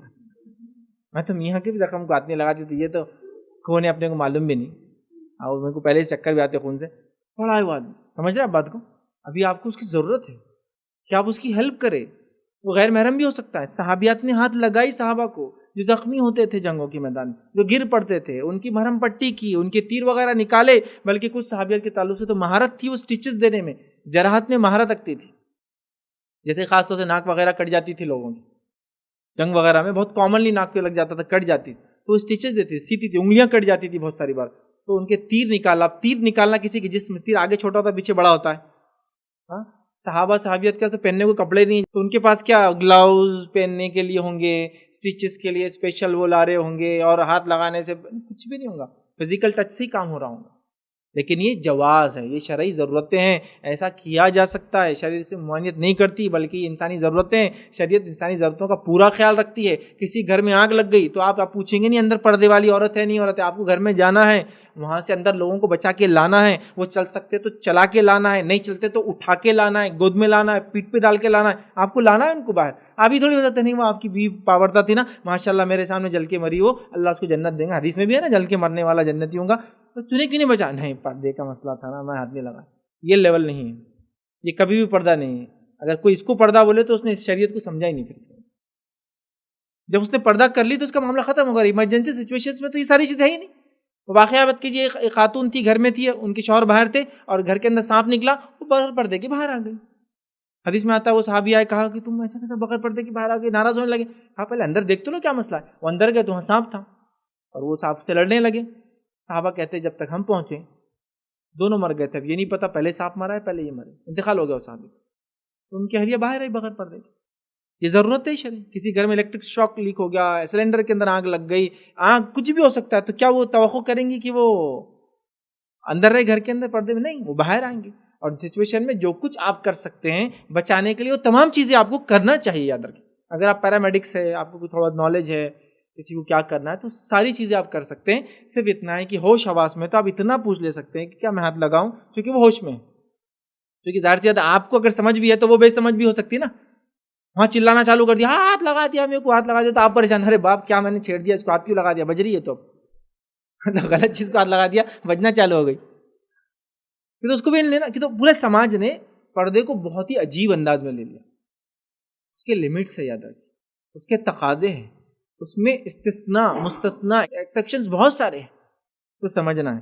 تو نان مسلم سے بھی علاج کرا سکتے ہیں, عورت مرد سے, مرد عورت سے کرا سکتی ہے. پریفریبل یہ ہے کہ پہلے مرد مرد سے کرائے, اسپیشلسٹ نہ ہو تو پھر عورت کے پاس جائے, عورت عورت سے کرائے, اسپیشلسٹ نہ ہو تو مرد کے پاس. بس یہ پریفرنس ہے, اس کے علاوہ اور کچھ بھی نہیں آتا. ٹھیک ہے, تو ان باتوں کو سمجھنے کی ضرورت, علاج مالا جانا. ساتویں چیز جو ہے, متعدی اور خطرناک اگر کوئی بیماری ہو, متعدی سمجھتے جس کو بولتے کنٹیجیس ڈیسیزز, ایسی کوئی بیماری یاد رکھے تو ان کے لیے مخصوص وارڈ رکھنا، ان کو تھوڑا سا الگ رکھنا، ان کی صاف صفائی کا الگ سے خیال رکھنا، یہ بالکل درست ہے، اس میں کوئی منائی نہیں۔ لیکن کیا ایسا کرنے سے ہم بیماری سے بچ جائیں گے؟ کوئی ضروری نہیں، یہ احتیاط ہے، یہ احتیاط ہے۔ نبی اکرم صلی اللہ علیہ وسلم فرماتے ہیں، حدیث کے اندر الفاظ صحیح مسلم کی روایت ہے، غیر خارشی اونٹوں کو جن کو کھجلی نہیں تھی، اللہ کے رسول نے فرمایا ان کو کھجلی والے اونٹوں سے الگ رکھو۔ اونٹوں میں ایک بیماری ہو جاتی تھی کھجانے کی، اتنی سیویئر ہوتی ہے کہ وہ اپنے منہ سے کھجاتا، اپنے آپ کو اتنا کھجاتا کہ اسکن نکال دیتا، پورا خون نکلتا۔ یہ بیماری ابھی اونٹ تو ہمارے پاس نہیں ہوتی، آپ کتوں میں دیکھ سکتے ہیں ہمارے پاس عام طور سے بہت کھجاتے ہوں، تو خارشی بولتے ہیں کھجلی، خارش عربی۔ تو بہرحال اللہ کے رسول نے فرمایا خارشی اونٹوں کو غیر خارشی اونٹوں سے الگ رکھو۔ لیکن ایک واقعہ ایسا ہوا کہ ایک صحابی آئے کہ اللہ کے رسول، ایک شخص آیا اور کہا اللہ کے رسول صلی اللہ علیہ وسلم، اس کے اونٹ کی وجہ سے میرے اونٹ کو کھجلی کی بیماری لگ گئی۔ تو آپ صلی اللہ علیہ وسلم فرمایا اس کے اونٹ کو کس سے لگی؟ بولے اس کے اونٹ کو اس سے لگی۔ ٹھیک ہے، اس کے اونٹ کو کس سے لگی؟ بولے اس کے اونٹ کو اس سے لگی۔ تو آپ نے فرمایا پہلے اونٹ کو کس نے دی؟ اس کو کیسے لگی؟ بولے پہلے اونٹ کو اللہ نے دی۔ تو بولے پہلے اونٹ کو بھی اللہ نے دی اور تیرے اونٹ کو بھی اللہ نے دی۔ احتیاط ہم کر سکتے ہیں، لیکن احتیاط کے بعد بھی ڈیزیز اگر لگ جائے تو کس نے دیا؟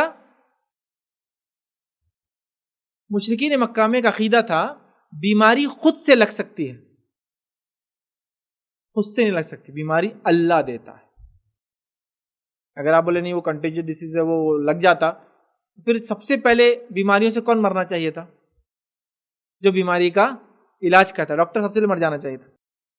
اگر آپ بولے بہت ڈینجرس ڈیزیز ہے، ایسا احتیاط اپنی جگہ ہے، لیکن نہیں وہ لگ جاتا، اس میں خود کی طاقت نہیں۔ اگر ایسا ہوتا کہ بیماری بس نزدیک گیا خود سے لگ گئی تو ڈاکٹر کو سب سے پہلے لگنا چاہیے تھا۔ کہ ہم دیکھتے ڈاکٹر تو کتنا علاج کرتے، پریکاشن کے ساتھ کرتے ہیں، اچھی بات ہے، لیکن اس کے بعد بھی اگر آپ نے سب کچھ پریکاشن لیا، آپ کو بیماری ہوگی تو آپ یہ کہیں گے اللہ نے بیماری دی، جیسا تم کو دی ویسا مجھے بھی دے دی۔ یہ نہیں کہ صبح اٹھ کے تیرے وجہ سے میرے کو بیماری لگ گئی، تو چھک رہا تھا نا کل، میں بھی چھک رہا ہوں۔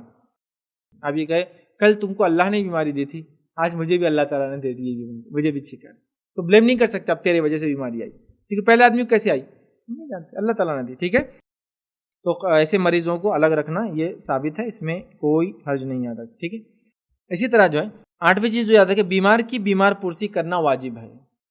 اب بیمار کے پاس آپ جائے اور اس کی بیمار پرسی کرے، بیمار پرسی سمجھتے نا، بیمار کی تیمارداری، جا کے پوچھنا کیسے، اس سے دل ہلکا ہوتا اور ساری چیزیں ہوتی ہیں، ایک اچھی چیز ہے۔ اور بیمار کی بیمار پرسی کرنے کا اجر کیا ہے آپ کو؟ جو شخص صبح کے وقت جا کر اپنے بھائی کی بیمار پرسی، مطلب بھائی اور بہن جو بھی ہے، جانے والا بھائی بہن کوئی بھی ہو سکتا ہے، مطلب مرد یا عورت ہو سکتی ہے، بیمار مرد یا عورت ہو سکتا ہے، بیمار پرسی کر کے آئے تو صبح جب وہ گیا، صبح سے لے کر شام تک 70,000 فرشتے اس کے لیے دعائیں مغفرت کرتے ہیں، اور اگر شام میں جائے تو صبح تک 70,000 فرشتے اس کے لیے دعائیں مغفرت کرتے ہیں۔ کرنا چاہیے، بہت بڑا عمل ہے، بہت بڑا عمل ہے۔ بیمار پرسی کے آداب یہ بس مختصر رکھ رہا ہوں، آپ جائیں ایسے وقت جائے جب پیشنٹ کو سہولت ہو، اپنی سہولت سے نہ جائیں، پیشنٹ کو سہولت ہو، بہت مختصر بیٹھیں، شارٹ، اور اس کو صبر کی تلقین کرے، نصیحت کرے، وصیت کرے، اچھائی کی ترغیب دلائے، صدقات خیرات کی ترغیب دلائے، اپنے اعمال کو تبدیل کرنے کی ترغیب دلائے، بیماری کے تعلق سے کچھ علم ہو تو اس کو علم دے کر اس سے بچاؤ کی تدبیریں وغیرہ بتائے، اور پھر فوراً نکل کر واپس آ جائے اس دعا کے ساتھ کہ اللہ تم کو اچھا کرے، اللہ وغیرہ وغیرہ جو بھی دعائیں اللہ کے رسول سے ثابت بھی۔ آپ جب جاتے کسی کے بعد تو یہ کہتے لا باسا طہور انشاءاللہ، بیماری کے تعلق سے فرماتے لا باسا، فکر کی کوئی بات نہیں، طہور انشاءاللہ، یہ بیماری تیرے گناہوں کے جھڑنے کی وجہ بنے گی۔ سمجھا بات؟ تو یہ کہیں اور پھر تلقین کرے، اس کو اچھی وصیت کرے، اور اس کو امیدیں دلائے، امیدیں جگائے کہ ایسا کچھ بھی نہیں ہے، بیماریاں تو بڑی بڑی لوگوں کو ہوتی ہے، لوگ بچ جاتے ہیں، لوگ گاڑیوں کے ٹرینوں کے نیچے آتے پھر بھی بغیر پیر چلے جاتے، لیکن انسان بچ جاتے ہیں ماشاء اللہ۔ تو یہ چھوٹی سی بیماری اللہ تعالیٰ یہ کریں گے اور یہ کر کے نکل کے آتے۔ یہ ہے لوگوں کے پاس جانا، بیمار کی بیمار پرسی کرنا۔ اب جو ہے نبی اکرم صلی اللہ علیہ وسلم حدیث میں فرمایا بھوکے کو کھانا کھلاؤ، بیمار کی عیادت کرو اور قیدی کو چھڑاؤ۔ بیمار کی عیادت اجر بھی میں نے ایک حدیث میں آپ کو جو ہے بتا دیا۔ اب ہماری بیمار پرسی کیا ہوتی ہے؟ بیمار پرسی کا پورا ٹور ڈیزائن ہوتا ہے۔ اپن بازار جا رہے ہیں نا، بازار سے ادھر ان کے پاس چل جائیں گے، یہاں بڑھ جائیں گے، اسی کو کریں گے۔ ابھی اپن جا رہے ہیں نا دوپہر کے کھانے کے ٹائم پہ وہاں چل جائیں گے اور بیمار کے پاس کھانا کھا لیں گے۔ اب بیمار پرسی کے بدلے جب بیمار کو دیکھنے جب لوگ آتے ہیں نا تو انہیں بولتا اب آئی گم، مطلب پورا خاندان کھٹلا جا رہا۔ بیمار پرسی کرنے کا عجیب و غریب نرالا انداز رہتا ہمارا۔ جاتے یہ بیماری ہوگی تم کو، ارے ہمارے پڑوسی کی بھی ہوئی تھی، اب یہ بیچارہ بیمار سن رہا، پڑوسی کی ہوئی تھی، اب کچھ اس کو کچھ دیں گے کہ وہ تو اچھے ہو گئے، اس سے زیادہ تھی وہ، مہار باڑی بنتی ان کو تو اتنا ہی ہوا تھا, تم کو تو بہت بڑا ہوا, ان کو اتنا ہوا تھا. پھر کیا ہوا, تیسرے دن ہی چلے گئے. اب اس کے پورے سائرن ایک دم پورے بجنا چالو ہو جاتے, پورے لائٹ چالو ہو جاتے. آپ یہ بول سکتے تھے کہ میں نے ایک بیمار کو دیکھا, ماشاءاللہ, بیماری کی بات بھی نہیں کر رہا. نہیں, ہمارا طریقہ یہ تو بہت خطرناک ہے, ہم ان کے پاس گئے تھے, ملا بھی نہیں سوچتا کچھ تو پازیٹیو آئیں گے رپورٹ. تم خود بولے اتنا بڑا ہوگا, ان کو اتنا 2 دن میں چلے گئے بولے ہو. اچھا, بہت تڑپ کے مرتے ہیں لوگ اس میں. ہاں, یہ بیماری معمولی نہیں ہے, تکلیف ہوتی اتنی تڑپ ہو رہی ہے, بہت تڑپ کے مریں گے تم, آسان نہیں ہے تمہارا. یہ کر رہے ہیں. اس کے بعد جا کے بیمار پرسی کے لیے گئے, پورے پلاننگ کے ساتھ کہ دوپہر کھانا کھانا ہے, شام کا کھانا کھانا ہے, بچے بھی آ گئے, پورا تماشا, بیمار کو چھوڑ کے ان کے بچوں کو سنبھالنے پورا خاندان لگا ہوا ہے, فلاں کرے کیا کے لیے, بیمار پرسی کے لیے. پھر بیمار پرسی سے آنے کے بعد کیا ہلکٹ لوگ ہیں, پھر کیا ہوا, ایک ہی کھانا بنائے, کہ دور سے ابو نہ بیمار پرسی کو میٹھا بنانا تھا, یہ کرنا تھا, کچھ نہیں, بہت ہی ہلکٹ لوگ ہیں. ماں کچھ سمجھتا نہیں, مہمان نوازی وہ کیا. ارے تم بیمار کو دیکھنے گئے تھے, مہمان نوازی کروانے گئے تھے, ایکسپیکٹ کر رہے ہیں. یہ طریقہ ایک تو ڈرا دے رہے پیشنٹ کو. دوسرا, تکلیف کہاں ہو رہی, فزیکل چیک اپ ضروری رہتا. کہاں ہو رہی, ادھر ہاتھ نہیں لگانا, بہت تکلیف, کہاں ادھر ہاتھ لگانا, ارے چھوڑ, ایک ہوتی وہ 2 منٹ رک خالی, تو اب بھی صحیح کرتا, وہ بیچارے کی جان نکل گئی. اگلی بار وہ آ رہے تو بولا ان کو دور کرو, میں تو کود کے کھڑکی سے خودکشی کر لوں گا, انہیں میرے پاس نہیں آنا. یہ ہاتھ کہیں کو لگاتے ہیں نا میری طرف, یہ پتہ نہیں عجیب عادت ہوگی.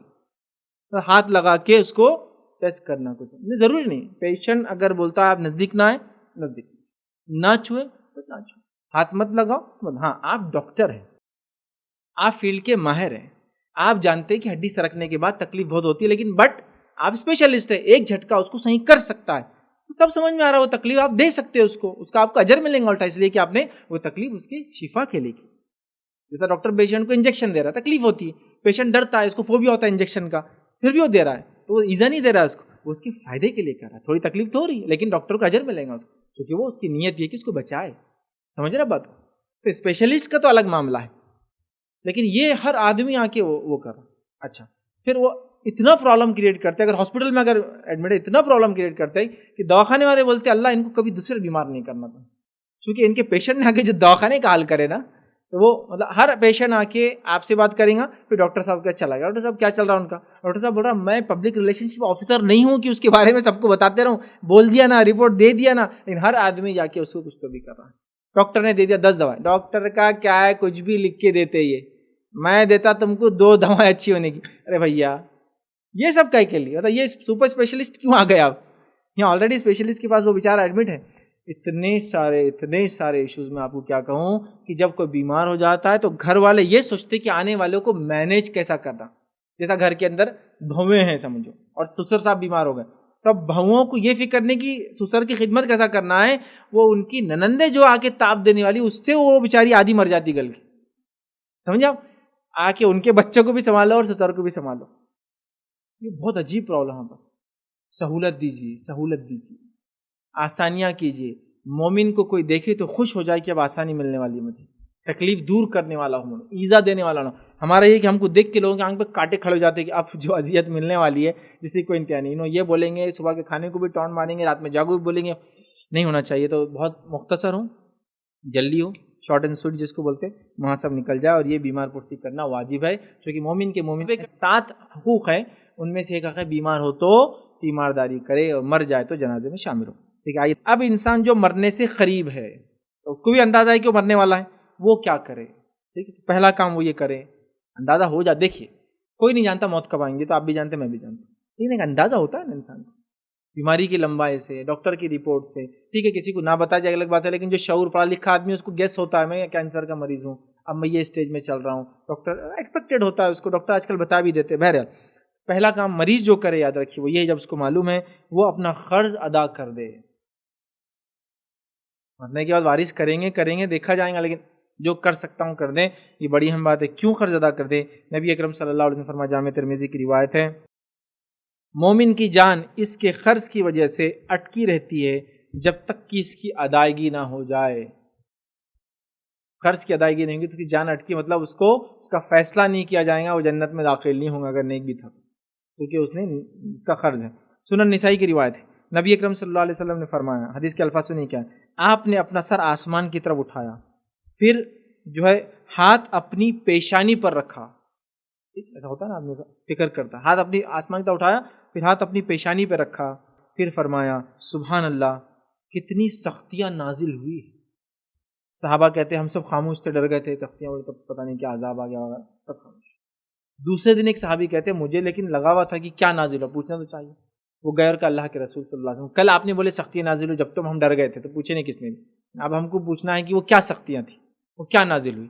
تو اگر ایک انسان اللہ کے راہ میں قتل کر دیا جائے، پھر دوبارہ زندہ ہو، پھر قتل کر دیا جائے، پھر دوبارہ شہید ہو رہا ہے، دوبارہ شہید ہو گیا، پھر زندہ ہو جائے، پھر اس کے بعد قتل شہید ہو جائے، اس کے بعد بھی اس کی مغفرت نہیں ہوں گی اگر اس پہ قرض ہوں گا تو معافی نہیں ہوتی، اس قرض ہوں گا معافی نہیں ہوتی. قرض لینا حلال اور جائز ہے، پسندیدہ نہیں ہے، لیکن کیونکہ یہ بہت خطرناک چیز ہے. تو آدمی اگر اللہ کے رسول نے اس انسان کی نماز جنازہ نہیں پڑھائی اور نہیں پڑھی جس کے اوپر قرض تھا، جب تک کہ آپ کو یہ بتایا نہ گیا کہ اللہ کے رسول قرض میں ادا کرتا ہوں. مطلب آپ پوچھتے کسی کا جنازہ آتا کون ہے، فلاں ہے، مخروض تھا، کہا جاتا اگر ہاں تو آپ کہتے میں نہیں آؤں گا، نہ آپ پیچھے کھڑے ہوتے نہ امامت کرتے. صحابی کہتے ہیں جب کوئی ان میں سے کہتا کہ اللہ کے رسول میں اس کا قرض چکا دوں گا، ضمانت کے بیسس پہ آپ سے جا کے نماز پڑھاتے، ورنہ نہیں پڑھاتے. نبی کا کسی کے لیے جنازے کی نماز پڑھنا شفاعت ہے، اس کے لیے شفاعت ہے، یاد رکھیں، سفارش اللہ کے پاس. اللہ کے رسول سفارشی نہیں بنتے مخروض انسان کی. کیا خطرناک بات ہے نا. ہم نے تو قرض کو معمولی سمجھ لیا. میں کہہ رہا ہوں اب اندازہ ہو گیا 10 پوائنٹ، قرضوں کو جلدی ادا کرو، جو کچھ ہو سکتا اپنی زندگی میں سب کھپا دو، سب لگا دو، بیچ ڈالو، کیونکہ بعد میں بڑا مسئلہ. ٹھیک ہے، آئیے 10واں پوائنٹ، کچھ چیزوں کے لیے وصیت کرنا پڑتی ہے، ان وصیتوں کو کر دیا کرو. خاص طور سے وصیتوں کا معاملہ یاد رکھیے ایسا ہے، اللہ کے رسول صلی اللہ علیہ وسلم دیکھیے کیا فرماتے ہیں. رسول اللہ صلی اللہ علیہ وسلم فرمایا کسی مسلمان کے لیے جس کے پاس وصیت کے قابل کوئی بھی مال ہو، خاص طور سے مال کا پرابلم زیادہ ہوتا، وصیت کے لیے کوئی بھی مال ہو، درست نہیں کہ 2 راتوں تک بغیر وصیت لکھے کہ سوئے. بس ایک رات اس کو چانس ہے، میرے پاس کسی نے 1 لاکھ روپے لا کے دیا اور وہ اس کا ادھار ہے، میں مطلب رکھتا ہوں لوگوں کے پیسے، تو مجھے 1 رات تو سہولت ہے کہ میں نہ حساب کروں تو پوچھ نہیں. اگلی رات سے پہلے مجھے لکھ لینا پڑے گا کہ ان کی 1 لاکھ میرے پاس ہے، تاکہ اگر میں مر جاؤں تو لوگوں کو پتا ہو، بھائی بک کھولو ان کی سب ریکارڈ رہتا، ہاں ان کے 1 لاکھ تھے، ٹھیک ہے دے دیں. ایسی کوئی چیز ہے جو مال میں سے ہو اور اگر 2 دن سے زیادہ ہو گئے تو اس کے لیے جائز نہیں کہ بغیر وصیت کرے کہ وہ سوئے. عبداللہ بن عمر رضی اللہ عنہ نے جب یہ حدیث سنی، آپ روز وصیت کر دیتے تھے کہ آج دن بھر کا یہ ہے، اس سے یہ لیا، بزنس میں یہ کیا، ڈیلی رات میں اکاؤنٹ کرتے، اس کے بغیر سوتے ہی نہیں تھے. مطلب اس سے اتنا لیا، اس کو اتنا دینا ہے، وصیت لکھی پھر سو جاتے. بولے 2 دن نہیں نا تو انہیں 1 ہی دن میں کام کر دیتے تھے. لکھنا چاہیے، بہت بہت بہت زیادہ ضروری ہے. تو دوسرا وصیتیں وغیرہ ضرورت ہوتی ہے نا، ولس جس کو بولتے ہیں، یا کچھ ایسی وصیت ہے کہ ایک جگہ ہم نے 99 سال کے لیز پہ لی تھی بیٹا، اب میں 80 سال جی لیا آلریڈی، اب 19 سال باقی ہے لیز کے، تو 19 سال بعد آپ یہ زمین لوٹا دینا جن کی. یہ وصیت لکھنا پڑیں گی آپ کو، کیوں تو آپ کے وارث نہیں لوٹانے والے. بات لوگوں نے تو مسجدوں کی جگہ نہیں لوٹائی تو دوسروں کی کب لوٹانا. تو زندگی میں آپ بھروسہ مت کیجیے اپنے وارثوں کو، پہلے ہی سب کچھ کر دیجیے، ول بنا دیجیے، لیگل رجسٹرڈ وصیتیں بنا دیجیے کہ یہ چیز مسئلہ نہیں. جو وارثوں کے جو حصے شریعت نے باندھے فکس، اس میں تو وصیت کی ضرورت نہیں پڑتی، یاد رکھیے. یہ ان کے لیے ہوں گے جو غیر وارث ہے یا جن سے ادھار وغیرہ معاملات. دوسرا 10واں کام تھا وصیت، یاد رکھیے، مرنے والے کو میں نصیحت کر رہا ہوں یہ، ٹھیک ہے. اسی طرح جو ہے 11واں پوائنٹ جو کرنا ہے وہ یہ ہے کہ وہ لوگوں سے معافی وغیرہ مانگ لے. ایک اندازہ انسان کو ہو جاتا ہے اس کو محتاج، معافی مانگ لے، بڑی اہم چیز، اور معاف کر دے. دونوں چیز، لوگوں کو معاف کر دے جنہوں نے اس کا غلط کیا، اور ان سے معافی مانگ لے جن کے ساتھ اس نے غلط. ہم لوگ دیکھتے ہیں ہم بغض اور کینہ کے ساتھ ہی دنیا سے چلے جاتے ہیں. معاف کر دو، معافی مانگ لو، یہ بہت بیسٹ ہوتا ہے، بہت اچھا. یاد رکھیے سہولت کے اعتبار سے بہت زیادہ، اور آخرت کے اعتبار سے بہت خیر والی.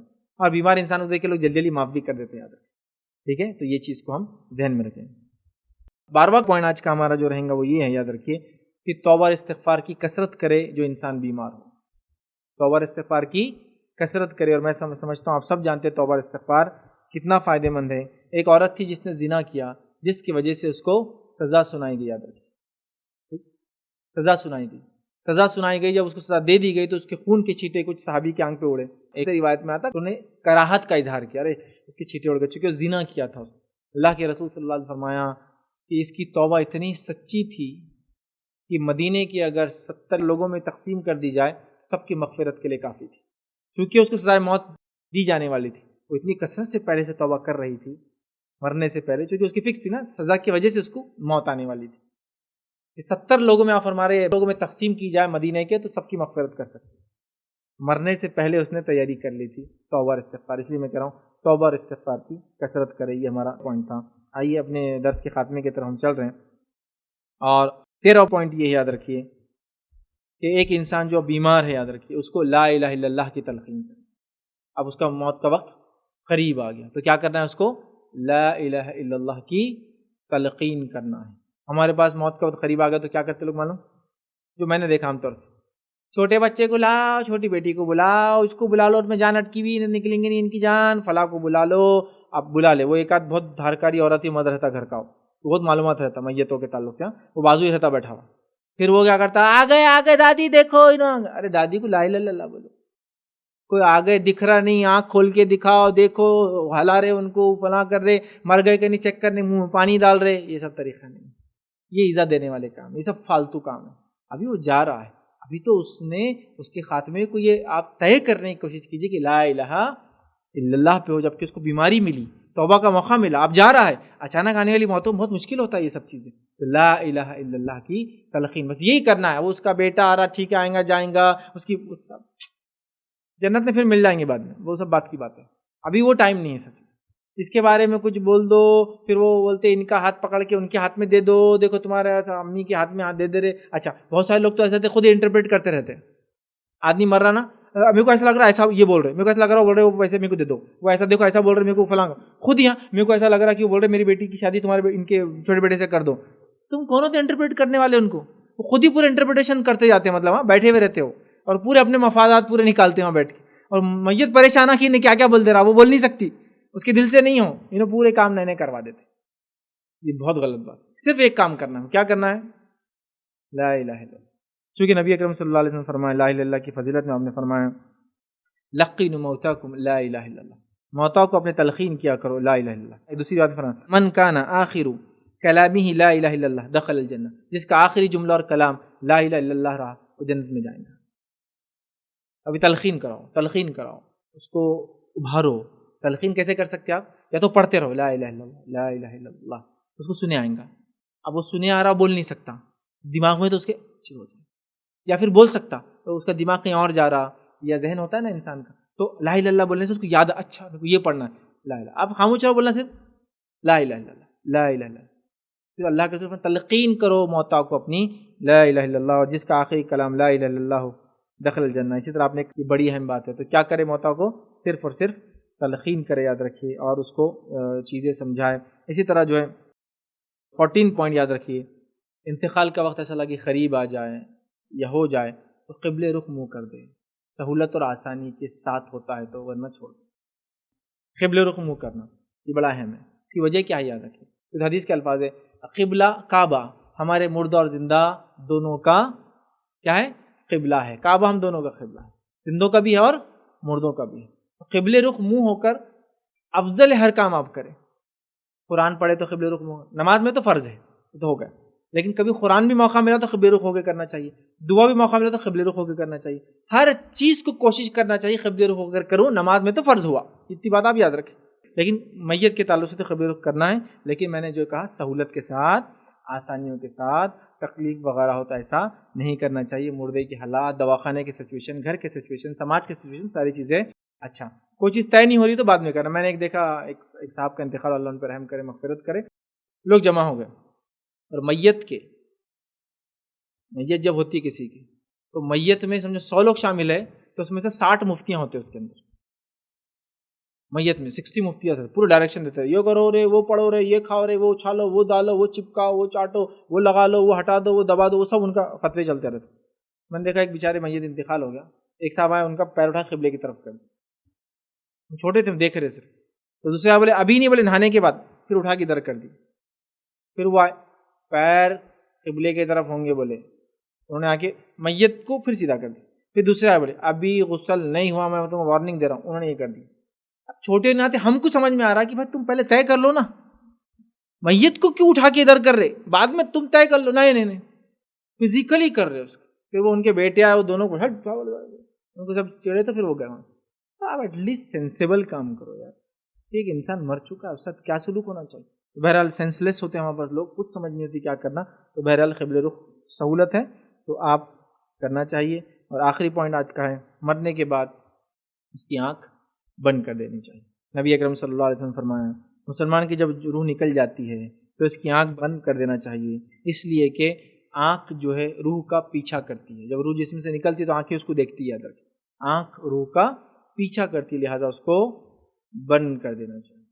آنکھ بند کرنے کے علاوہ ہم یہ کہہ سکتے ہیں کہ اس کے ہاتھ سیدھے کر دینا چاہیے، اس کے پیر سیدھے کر دینا چاہیے، نہیں تو کیا ہوتا بعد میں تھوڑی دیر ہو گئی پھر ہاتھ پیر سیدھے نہیں ہوتے، چونکہ باڈی اسٹف ہو جاتی، سخت ہو جاتی، ٹھیک ہے، اور ساری چیزیں اپنا ورکنگ ختم کر کے ختم ہونا شروع ہو جاتی ہے، ٹھیک ہے، تو لہٰذا اس کو آسانی سے جتنے جلدی ہو سکتے ہیں جتنی آسانی سے، چہرہ سیدھا کر لیے، منہ ڈراپ ہو جاتا تو اوپر کر کے کپڑا ایسا باندھ دیے، انتقال ہو گیا تو ہاتھ کو لے کے ادھر چٹکا کے ایک کپڑا ایسا باندھ دیے، گھٹنوں دونوں پیروں کو ملا دیے اور اس کے انگوٹھے کو باندھ دیے، تو اب سیدھا رہیں گا، وہ چانسز نہیں ہوتے، لیکن مرنے کے بعد پہلے نہیں کر سکتے آپ، پہلے وہ انتقال نہیں، چونکہ اس کو تکلیف ہے، ٹھیک ہے، لیکن یہ کرنے سے کیا ہوتا باڈی وہ نہیں ہوتی، لیکن یہ سہولت ہے، ڈیپینڈ ہے حالات پر، اس کی بیماریوں پر، مشینوں میں رکھا ہوا تھا تھوڑی تو کر سکتے آپ جا کے وہاں، تو جو حالت میں ہو وہ حالت میں رہیں گا، بٹ جتنا ہو سکتے اس کو سیدھا کرنے کی بہرحال کوشش کرنا چاہیے، لیکن آنکھ بند کرنے کا تو حکم ہے، لیکن نبی اکرم صلی اللہ علیہ وسلم نے فرمایا روح جب خب ہو جاتی ہے تو نظر اس کا پیچھا کرتی ہے، پھر اس کے گھر والے افراد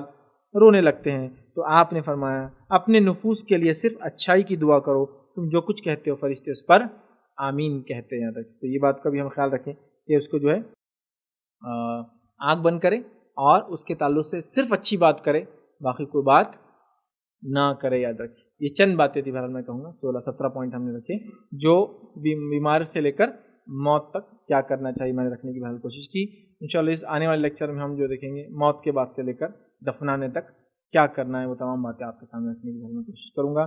یہ چند باتیں تھیں اور بہرحال اہم باتیں تھیں، کیونکہ لوگ دنیا میں آتے ہیں تو جاتے ہیں، جاتے وقت میت کے ساتھ کیا کرنا چاہیے، خود میت کیا کرے اور رشتہ دار کیا کرے، بہت مختصر نکات کی شکل میں آپ کے سامنے میں نے رکھا۔ میں اپنی بات کو انشاءاللہ اسی پہ ختم کروں گا۔ اللہ رب العزت سے دعا ہے کہ اللہ سبحانہ تعالیٰ جو کچھ کہا سنا گیا اسے عمل کی توفیق عطا فرمائے، ہم تمام کے لیے کتاب و سنت پہ چلنا آسان کرے، جب تک ہمیں زندہ رکھے ایمان و اسلام پر زندہ رکھے، خاتمہ ایمان پر ہو۔ آخر دعوانا الحمد للہ رب العالمین، سبحان ربک رب العزت عما یصفون وسلام علی المرسلین والحمد للہ رب العالمین۔ کوئی بات اس درس سے نہ سمجھی، اگر آپ کا کوئی سوال ہو تو پوچھ لیں۔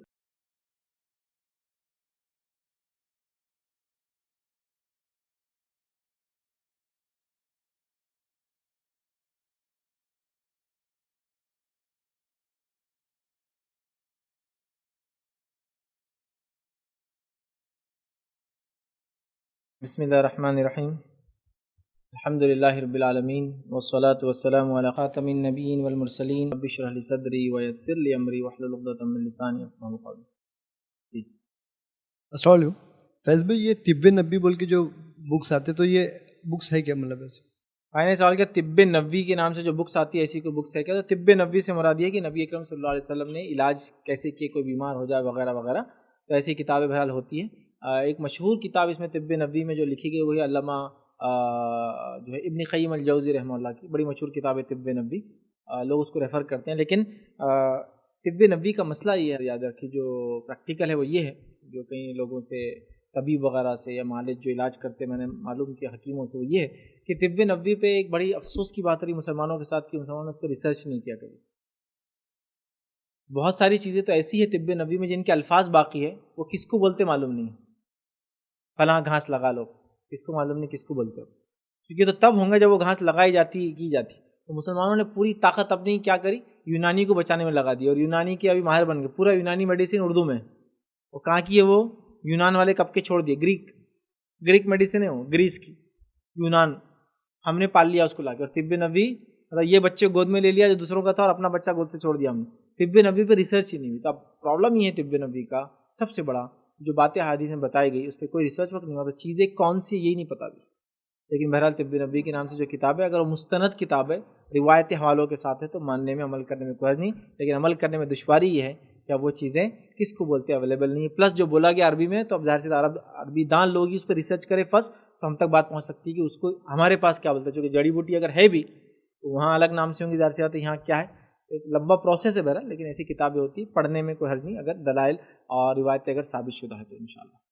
السلام علیکم شیخ، بہت سی مرتبہ یہ چیز بھی بہت سننے میں آتی ہے کہ کسی مریض کا مرض بہت زیادہ ہے، یعنی اس سے بہت تکلیف ہوتی ہے اس کو، تو اس تکلیف کی وجہ سے اس کی تکلیف ختم کرنے کے لیے اس کو سلو پوائزن یا پھر کوئی ایسا پوائزن جس کی وجہ سے اس کی ڈیتھ ہو جائے، تو یہ کر سکتے ہیں؟ اور جو بولا جاتا ہے تو کیا صحیح ہے کیا؟ دیکھیے سوال ہے کہ مریض کے مرض اگر زیادہ ہونے سے، تکلیف کی شدت زیادہ ہونے سے، کیا اس کو کوئی دوسرا یا وہ خود اپنے لیے ایسی کچھ ادویات یا دوائیں لے لے کہ خود مر جائے؟ اس کو مرسی ڈیتھ بولتے ہیں عام طور سے۔ قانونی اعتبار سے گورنمنٹ آف انڈیا نے اس کو جو ہے پچھلے سال لیگل کر دیا کہ کوئی انسان اگر اتنی تکلیف میں ہو تو وہ خود اپنے لیے پلی کر سکتا ہے۔ کورٹ مجسٹریٹ اگر دیکھتا ہے کہ اس کی حالت ویسی ہے تو وہ اس کو جو ہے اس کا حکم دے سکتا ہے، پھر دواخانہ اس پہ ایکشن لے سکتا ہے کہ اس کا ایسا انجیکشن وغیرہ دے کہ وہ اس سے مر جائیں۔ لیکن شرعی اعتبار سے کیا درست ہے؟ یاد رکھیے شرعی اعتبار سے ایسا کرنا بالکل بھی صحیح نہیں ہے، یہ خودکشی میں آئے گا۔ کیونکہ مومن کو جو تکلیف دنیا میں ہوتی ہے، زندگی میں کبھی بھی ہو، وہ اس کے گناہوں کی جو ہے معافی کا ذریعہ بنتی ہے۔ لہٰذا کوئی انسان موت سے پہلے اگر اپنے آپ کو سیلف مانیٹر کرتا ہے ڈوسیج، یا کوئی دوسرا اس کو کروا دیتا گھر والے کہ نہیں بہت تکلیف ہے، یہ دونوں بھی چیزیں غلط ہیں، یہ خودکشی میں آئیں گا۔ خاندان والے اگر اس کو دے دیتے ہیں اس کی بغیر اجازت کے تو یہ قتل میں آئیں گا، اور اگر وہ خود بولتا ہے کہ مجھے دے دو، خودکشی میں آئیں گا۔ شرعی اعتبار سے ایسا نہیں کرنا چاہیے۔ مومن کا کام ہے کہ وہ اسٹرگل کرے، اور ہم یہ نہیں جانتے کہ آخر وقت جس کو ہم موت سمجھ رہے بچ کے نکل جائے۔ میں ایسے کئی واقعات پریکٹیکلی جانتا ہوں جن لوگوں کو 3 اور 4 بیٹے تھے، اور باپ کی زندگی میں بیٹے بھی بڑے ہوئے، بیٹوں کے بچے بھی بڑے ہوئے، بچوں کے بچے بھی ہوئے، بیٹوں کے انتقال بھی ہو گئے، پوتے کے انتقال بھی ہو گئے، اور دادا جان پردادا جان ابھی بھی ماشاءاللہ حیات ہے، بغیر دانت کے جی رہے، لیکن جی رہے اچھے سے، چل رہے پھر رہے سب کر رہے۔ اور کئی بار بیچ میں ایسے بیمار ہوئے کہ لوگ بولے آپ جاتے شاید، پھر آ گئے، پھر بیمار ہوئے، لوگ بولے آپ جاتے شاید، پھر آگے ماشاءاللہ۔ پہلے بیٹے کا انتقال، لوگ بولے صدمے سے چل جاتے، ہارٹ کا مریض ہے، بیٹا چلے گا، دوسرے بیٹے کو بھی ہارٹ آ گیا اس کے بعد میں، لیکن ماشاءاللہ دادا جان ابا جان برابر حیات تھے، ساری بیٹوں کی تدفین بھی کیے وغیرہ کیے، پوتے مرے ان کی زندگی۔ آپ نہیں جانتے نا، آپ کو لگ رہا ہے یہ بیماری میرے لیے آخری بیماری، اور آپ اس کے لیے ڈوسز لے رہے، اور پتہ چلا اس بیماری سے نکل کے آ گئے، شفا یاب ہو کر آ گئے، اچھے ہو گئے۔ تو لہٰذا یہ درست نہیں ہے، ہمیں اسٹرگل کرنا چاہیے، ہمیں آخر تک بیماریوں وغیرہ سے، ایسے حالات سے لڑنا چاہیے، صبر کے ساتھ، تحمل کے ساتھ۔ تو لہٰذا ایسے کسی بھی قسم کے ڈوسز وغیرہ لینا یا فیصلہ لینا شرعاً بالکل غلط ہے۔ دوسرے اگر لے لے اس کے لیے تو وہ قتل میں آئیں گا، وہ خود لے لے تو یہ خودکشی میں آئیں گا۔ السلام علیکم فیض بھائی، ایک بیمار ساس کو اگر اس کی بہو جو ہے اس کا پیشاب پیخانہ وغیرہ یہ کرتی ہے تو اللہ تعالیٰ اس کو کیا اجر دیں گا فیض بھائی؟ تھوڑا شریعت کے حساب سے ذرا سمجھا دیجیے۔ سوال آئے کہ ایک بیمار ساس ہے تو بہو اگر اس کی خدمت کرتی ہے تو اس کو اس کا کیا اجر ملے گا؟ پہلی چیز تو یاد رکھ لیجئے شرعی نقطہ نظر سے بیمار ساس کی خدمت یہ احسان کے درجے میں آتی ہے خدمت، مطلب وہ جب کریں گی اس کو بہت اجر ملیں گے۔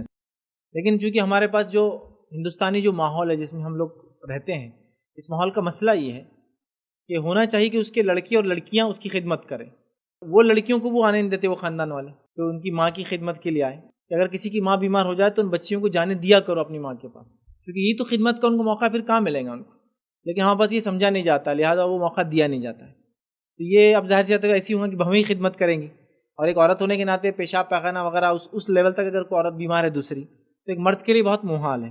لیکن یہاں یہ بات بھی کہتا ہوں کہ اگر کوئی دوسرا نہیں ہے تو گھر میں مرد بھی یہ کام کر سکتے ہیں، کیونکہ وہ اب بیماری والی کیفیت ہے، بیماری والی کیفیت سے مستثنا ہوتی ہے، ایکسیپشنل ہوتی ہے، جیسا کہ والد کو پیشاب کروانا، پیخانہ کروانا، بوڑھے ہو جاتے ہیں، بیٹے کر سکتے ہیں، اس میں ظاہر سے شرمگاہ کھل جائیں گی، دکھیں گی، کوئی مسئلہ نہیں۔ یہاں تک کہ یہ کام عورتیں بھی کر سکتی ہیں، ان کی بیٹیاں بھی کر سکتی ہیں، سمجھ رہے آپ؟ کیونکہ مستثنا بیماری ایک مستثنا حالت ہے، اس کے اندر کوئی چیز نہیں کہ کیا دکھ رہا ہے، کیا کھل رہا ہے، کون کر رہا ہے، کوئی بھی کسی کے لیے کر سکتا ہے، یاد رکھیے مجبوری والی کیفیت۔ تو بیٹا بھی یہ کام کر سکتا ہے ماں کے لیے، اگر بہو نہ کرے یا نہ ہو یا بچوں کی شادی ہوئی نہیں تھی ابھی، دوسری کو عورت گھر میں ہے ہی نہیں، پڑوس وغیرہ میں بھی ایسی عورتیں نہیں ہیں جو آ کے ان کی ہیلپ کرے، ہوتا ہے ایسا کبھی کبھار، آدمی مجبور، اسپیشلی یہاں تو نہیں، گلف وغیرہ میں آپ جائیں گے کہاں ملیں گے آپ کو لوگ، وہ تو بیچارے بس جیسی زندگی گزر رہی ویسی ہی گزر رہی ہے، تو لہٰذا یہ مجبوری والی کیفیت ہے۔ ظاہر سے یہاں بہو بھی کر سکتی، بہو کے علاوہ بیٹیاں تو بہرحال نکاح کریں، پوتیاں وغیرہ بھی کر سکتی ہیں، کوئی نہ ہو تو پھر گھر کے مرد بھی، شوہر خود کر سکتا ہے اپنی بیوی کا اگر اس حالت میں سمجھ کچھ کام فزیکل جو محنت کا ہے وہ بچے کرے، باپ باقی کام کرے، یہ تمام چیزیں ہو سکتی ہیں۔ اب ایک ایسی بہو جو اپنی ساس کے پیشاب پیخانہ وغیرہ یہ سب وہ کر رہی ہے تو ظاہر سی بات ہے یہ بہت بڑا اجر کا کام ہے، لیکن کتنا میں ڈیفائن نہیں کر پاؤں گا۔ ایک بیمار کی تیمارداری صرف جا کے وزٹ کرنے کا اجر اگر صبح سے لے کر شام تک 70,000 فرشتوں کی دعاؤں کا وہ انسان مستحق ہوتا ہے تو بیمار کے لیے خدمت کرنا تو اس سے کچھ نہ کچھ افضل ہی ہوگا. یہ تو خالی وزٹ ہے تو 70,000 کا اجر ہے. اب وزٹ نہیں، وہ خود کر رہا ہے یا کر رہی ہے تو یہ تو کتنا ہوں گا. اب چونکہ حدیثوں میں نہیں، اس لیے میں اپنے دل سے تو نہیں بول سکتا ہوں، لیکن اتنا تو کہہ سکتا ہوں بہت زیادہ. کتنا زیادہ؟ واللہ عالم، اللہ ہی بہتر جانتا، لیکن بہت کثرت سے، بہت زیادہ، بہت اعلیٰ، بہت افضل، بہت اولا، ٹھیک ہے، اس کو ملے گا. چونکہ پہلے تو ایک انسان کی خدمت کر رہی ہے، دوسرا اپنے شوہر کی ماں کی خدمت کر رہی ہے، ٹھیک ہے، تیسرا ہم جنس ایک عورت ہے نا، جیسے دوسرے کریں گے تو بے پردگی کا زیادہ چانسز ہے. ایک ہم جنس کی خدمت کری تو 70 پوشی ہو رہی ہے ایک طرح سے کہ عورت کو عورت دیکھ رہی ہے. تو یہ تمام چیزوں کا انشاءاللہ اس کو بکثرت اجر ملے گا. لیکن کتنا چونکہ احادیث میں نہیں ہے، میں اس کو ڈیفائن بہرحال جو ہے نہیں کر پاؤں گا اس میں. یہاں ایک چیز اور بھی میں کہوں گا، وہ یہ ہے کہ یہ ساس بہو کا رشتہ ہندوستانی ماحول میں بہت ہی ڈینجر رشتہ ہے. چوہے بلی کے جھگڑے سے بھی خطرناک ہے، مطلب یہ چوہے بلی کی زندگی بھر کے دشمن، لیکن یہ اس سے بہت بہت خطرناک مسئلہ ہے، جس کے نتیجے میں ساس کی ایکسپیکٹیشن ہوتی ہے کہ جب وہ بیمار ہو جائے تو بہو خدمت کرے. لیکن میں کہوں گا شروع سے رویہ ایسا رکھیے کہ بعد میں وہ مجبور ہو آپ کی خدمت پر. دونوں میں ڈفرنس ہوتا ہے. جوانی میں ریلیشن شپ اچھے نہیں رکھے جاتے ہیں. وجوہات جو بھی ہوں گی، دیکھیے وجوہات 10 بتا سکتے ہیں آپ، لیکن اختلافات ختم تبھی ہوں گے جب دونوں ایک دوسرے کو سمجھیں گے. ٹھیک، یہ بڑی اہم چیز ہے، یاد رکھیے کہ شروع سے ریلیشن شپ اچھے رکھے جائے. یہ نہیں کہ میں بیمار پڑ جاؤں گی تو یہ کیا کروں گی. انسان ہونے کے ناطے، بیٹے کی جو بیوی ہونے کے ناطے اچھا سلوک کیا جائے. یہی میں اس عورت سے کہوں گا جو بہو ہوتی ہے کہ وہ بھی ریلیشن شپ کبھی اپنے ساتھ سے اچھے رکھ نہیں پاتی، اس کی وجہ سے اس کا کبھی مزاج جمتا ہی نہیں اپنی جو ساتھ سے. لیکن یہ وہ بھی یاد رکھے کہ کل اس کا بھی ایسی وقت آنے والا ہے، وہ بھی ساتھ بن جائیں گی. پھر اس کی بہویں ظاہر سے زمانہ تو اور بدل جائیں گا. اگر یہ ایسی تھی تو وہ تو اور خطرناک آنے والی تھا. آپ کی 10 نقطوں میں سے اپنی ساتھ سے 7 پر نہیں جمی، سمجھو 7 پہ جھگڑے ہوئے، تو میں ایکسپیکٹ کر رہا ہوں آنے والی بہو کے ایک بھی نقطے پہ نہیں جمنے والے، کیونکہ زمانہ بہت زیادہ ایڈوانس ہو رہا ہے، ترقی یافتہ ہو رہا ہے، ذہنیت بہت بدل رہی ہے. تو لہٰذا دونوں اگر سوچ سمجھ کے چلے کہ ہم دونوں کو ایک ساتھ مل کے رہنا ہے، تو یہ گھسنے کی سسٹم مطلب 2 ہڈیاں ہیں، اگر وہ مل کر ہے تو کیا ہوتا ہے کہ انسان کھڑا چل سکتا ہے، اور گھسنے لگے تو کیا ہوتا ہے، وہ انسان لیٹ جاتا ہے، بیٹھ جاتا ہے، چل نہیں پاتا. جیسا مثال کے طور پر گھٹنا لے لیجیے، آرتھرائٹس جس کو ہو جاتا ہے، گٹھیا بولتے ہیں نا، پیروں کی ہڈی کے اندر کی غدود نکل جاتے تو ہڈیاں گھستی ایک دوسرے سے، آدمی چل نہیں پاتا، اٹھ نہیں پاتا. لیکن اگر وہی اچھے رہے تو آدمی کیا کچھ نہیں کرتا. میں یہ کہوں گا جب عورتیں 2 وہ جو ساس اور بہو ایسا گھستی ہے نا تو وہ آدمی چل نہیں پاتا، وہ دونوں کچھ بھی نہیں ہوتا، وہ دونوں تو ماشاءاللہ ہٹے کٹے ہوتے ہی جاتے، وہ مسئلہ نہیں ہے ان کا ماشاءاللہ. لیکن وہ آدمی لنگڑا لولا ہو جاتا، وہ گھر لنگڑا لولا ہو جاتا، وہ آنے والی نسلیں لنگڑی لولی ہو جاتی.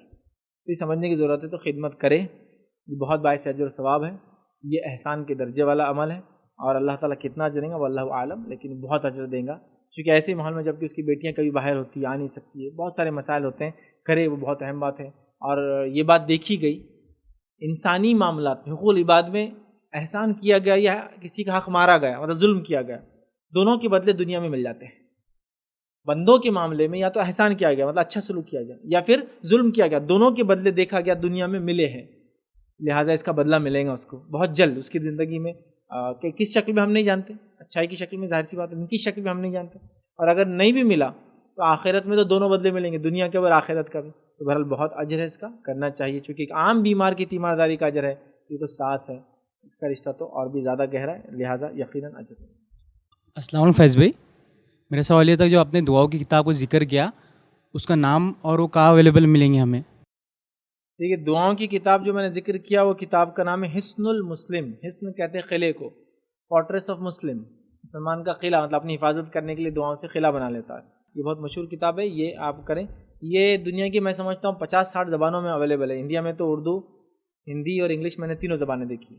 یہ آپ کو کسی بھی دکان پہ مل سکتی ہے، اور نہ ملے تو آن لائن تو آج کل معاملہ بہت آسان ہے، آپ آرڈر کریں. میں سمجھتا ہوں ایک 40-50 روپے کی کتاب ہے، پاکٹ سائز آتی ہے، بڑی آتی ہی نہیں ہے، چھوٹی چھوٹی آتی ہے. پاکٹ میں ہمیشہ رکھ کے نکالے، دعائیں پڑھ لیں. تو ضرور وہ کتاب کوشش کرے لوگ کہ اس کو پڑھے اور اپنے ساتھ رکھیں. کہیں بھی مل سکتی ہے، آن لائن اسٹورس پہ بھی آپ دیکھ سکتے ہیں. السلام علیکم فیض بھائی، یہ قبلہ رخ رہنے کا ثواب ہے، اجر ثواب ہے کیا؟ میں نے سوال کیا قبلہ رخ رہنے کا کوئی ثواب ہے کیا؟ تو نہیں. قبلہ رخ رہنے کا ریسیڈنس جس کو بول رہے ہیں اس کا کوئی خاص ثواب نہیں ہے. قبلہ رخ میں رہتا ہوں، لیکن آپ تمام عبادتوں کو، کعبہ جو ہے ہمارا قبلہ ہے، یاد رکھیے. قبلہ مطلب ڈائریکشن کو بولتے ہیں عربی میں. قبلہ مطلب کعبہ ہمارا قبلہ، ڈائریکشن ہے. لہٰذا ہر عبادت کو اس طرف دیکھ کر کرنا افضل ہے. علماء لکھتے ہیں دعائیں کرنا، قرآن پڑھنا وغیرہ وغیرہ. لیکن اس کے طرف رہنا کیا ثواب ہے تو نہیں. ریسیڈنس کا چونکہ گھر تو بہرحال اس کی نوعیتیں الگ الگ ہوتی ہے, ریسیڈنس کا کوئی اجر میں نے قرآن حدیث کو تو نہیں پڑھا. فیض بھائی اللہ اور اللہ کے رسول نے جو صبر کے بارے میں بتایا ہے تو اس کی اہمیت, تو صبر کی تعریف کیا ہے؟ مطلب صبر کی مطلب کیسا طریقے سے کرنا چاہیے اس کو, مطلب صبر. میں نے سوال کیا کہ صبر کی تعریف کیا ہوتی ہے. کہ صبر مطلب یہ کہ جو آئی ہوئی گھٹنا, مصیبت, دکھ, تکلیف, پریشانی یا کسی نے حق مار لیا جو بھی ہے, اس پر آپ اللہ سے اجر طلب کرتے ہوئے اس کو برداشت کر لیں, یہ ہوگا صبر. مثال کے طور پر بیماری آ گئی تو آپ اللہ سے اجر طلب کرتے بیماری پہ صبر کر لیں, مطلب برداشت کر لیں اس تکلیفوں کو. اس میں جزا اور فضا نہ کرے. جزا فضا صبر کے خلاف رہتا. ہمارے ساتھ ہی ہونا تھا کیا, ہمارے ساتھ ہی بار بار ہو رہا, ہمارے بچے بیمار پڑ رہے ہیں, ہمارے ساتھ ہم تو اچھے نہیں. جزا فضا نہ ہو. صبر کیا ہے؟ آنے والی مصیبت, دکھ, تکلیف میں انسان جو ہے پیشنٹلی, جس کو کہیں گے بالکل صبر کے ساتھ, تحمل کے ساتھ, حلم کے ساتھ, جھکاؤ کے ساتھ اس کو برداشت کرے, اس تکلیف کو بغیر جزا فضا کرے کہ اس کو صبر کہتے ہیں. اور جو انسان صبر کرتا ہے اس کے بڑے اجر ہیں. اب مختلف فیلڈز میں صبر کے مختلف معنی ہوں گے. بیمار کے لیے صبر کا الگ معنی ہے, جاب کرنے والے کے صبر کا الگ معنی ہے, حلال کمانے والے کے لیے صبر کا الگ معنی ہے, کسی انسان کو حرام چیزوں کی عادت تھی اس کو چھوڑنے کے معاملے میں صبر کا الگ معنی ہے. جو صبر جیسا جس فیلڈ میں کرے گا اس کی شدت کے اعتبار سے اس کو اس کا اجر اور ثواب انشاءاللہ دیا جائے گا. کسی نے سوال کیا, اگر کسی کا انتقال ہوا ہو تو کیا وہاں پر قرآن کی تلاوت کر سکتے ہیں؟ تو انشاءاللہ کل اس کا جواب تفصیل میں آئے گا, مطلب آنے والے لیکچر کے اندر. بس مختصر کہہ دوں کہ کسی کے انتقال ہونے پر وہاں تلاوت قرآن کرنا سنت سے ثابت نہیں ہے, نہ ہی کسی صحابی نے ایسا عمل کیا, لہٰذا ہم بھی وہ کام نہ کریں جو نبی اکرم صلی اللہ علیہ وسلم نے نہ کیا, نہ جس کا حکم دیا, نہ صحابہ نے کیا, اور نہ ہی ان کو کرتا ہوا دیکھا گیا. تو لہٰذا ایسا کرنا درست نہیں. ہاں کوئی اپنا قرآن پڑھنا چاہے وہ پڑھ سکتا ہے, لیکن یہ انتقال ہوا ہو تو میت کے لیے پارے بانٹتے وغیرہ اس کی ضرورت نہیں ہے, یہ سنت سے ثابت نہیں, یاد رکھیں. فیض بھائی میرا سوال یہ ہے کہ ابھی آج کل جیسا دیکھا جا رہا ہے کہ ٹریٹمنٹ وغیرہ بہت زیادہ کاسٹلی ہو گئے ہیں, تو یعنی اس کے احتیاط کے لیے یعنی ہیلتھ انشورنس وغیرہ کروانا جائز ہے یا کیسا ہے؟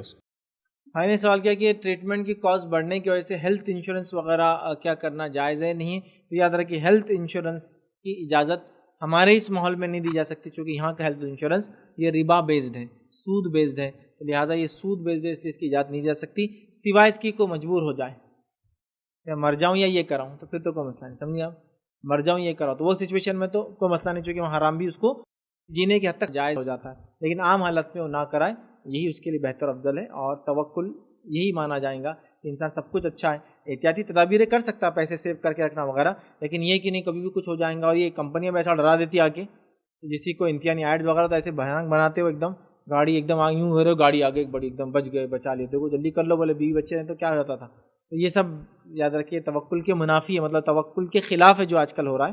تو بہرحال ہم اگر مجبور ہے تو ایک الگ بات ہے, عام حالت میں اس کو نہ کرو. دیکھیے اس معاملے میں یہ چیز, اگر جو ہیلتھ انشورنس ہے جنرل سینس میں تو آپ خود کا نہیں لے سکتے کیونکہ ربا بیسڈ ہے, مجبوری کنڈیشن میں آپ لے سکتے ہیں. تیسرا, اگر آپ کہیں کام کرتے جاب وغیرہ اور کمپنی آپ کو میڈیکل کو آؤٹ سورس کرتی ہے انشورنس کے تھرو, تو پھر یہ آپ کر سکتے ہیں, آپ لے سکتے ہیں اس کا بینیفٹ. مطلب آپ کو کمپنی کی طرف سے ملا میڈیسن وہ کمپنی نے کی کسی کمپنی کے تھرو آؤٹ سورس, وہ آؤٹ سورس کرنے والی کمپنی آپ کو بینیفٹ دیتی ہے, تو آپ وہ بینیفٹ لے سکتے, خود سے نہیں لے سکتے. جیسا کہ مثال کے طور پہ کمپنی نے آپ کو آؤٹ سورس کی کیا کی, مطلب بینیفٹ دی کیا, ٹرانسپورٹیشن کا. ٹرانسپورٹیشن اس نے آؤٹ سورس کر دی, آؤٹ سورس جس کی اس نے وہ گاڑیاں سود پہ لے کے رکھا ہے اور وہ آپ کو پہنچاتا ہے, تو آپ کا اس سے کوئی لینا دینا نہیں, آپ وہ گاڑی میں جا سکتے ہیں.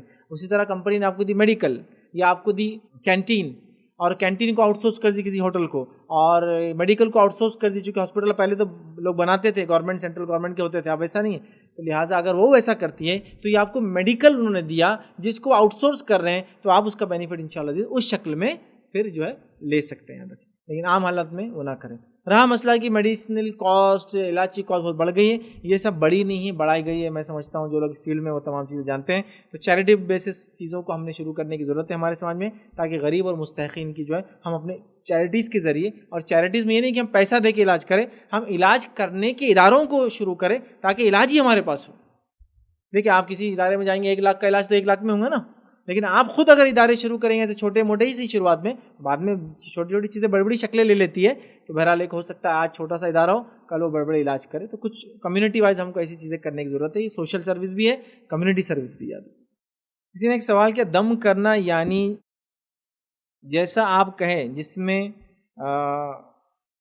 ذرا لعاب ہو تو پھونک کر جو علاجات ہمارے اطراف کرواتے ہیں تو کیا یہ صحیح ہوں گے؟ یعنی بس پھونک کر پانی دیتے ہیں، بچوں پر پھونکتے ہیں جس میں لعاب نہیں ہوتا ہے، تو کیا یہ صحیح ہے؟ تو دیکھیے، ہر وہ علاج جو قرآن و سنت کے مطابق ہو وہ درست ہے، وہ خالی پھونک کر ہو یا دم کر کے ہو۔ اب آپ نے کہا ایسا علاج لوگ پھونک کر بچوں کو کرتے ہیں، دیکھیے علاج کون کرتا ہے اور کیا کرتا ہے وہ اصل ہے، بچوں کو کرے، بڑوں کو کرے، پھونک کر کرے، پانی پہ پھونکا جا سکتا ہے، کوئی مسئلہ نہیں، پانی پر بھی پھونکا جا سکتا ہے۔ علاج کرنے والا قرآن و سنت کا حامل ہو تو درست ہے، ورنہ ایسے علاج پھونکنے والے نہیں کروانا چاہیے۔ قرآن و سنت کا وہ متبع ہونا اس میں کنڈیشن اور شرط ہے، یاد رکھیے، ایک ہی شرط ہے، یہ ہو جائے تو باقی انشاءاللہ کنسیڈر کیا جا سکتا ہے۔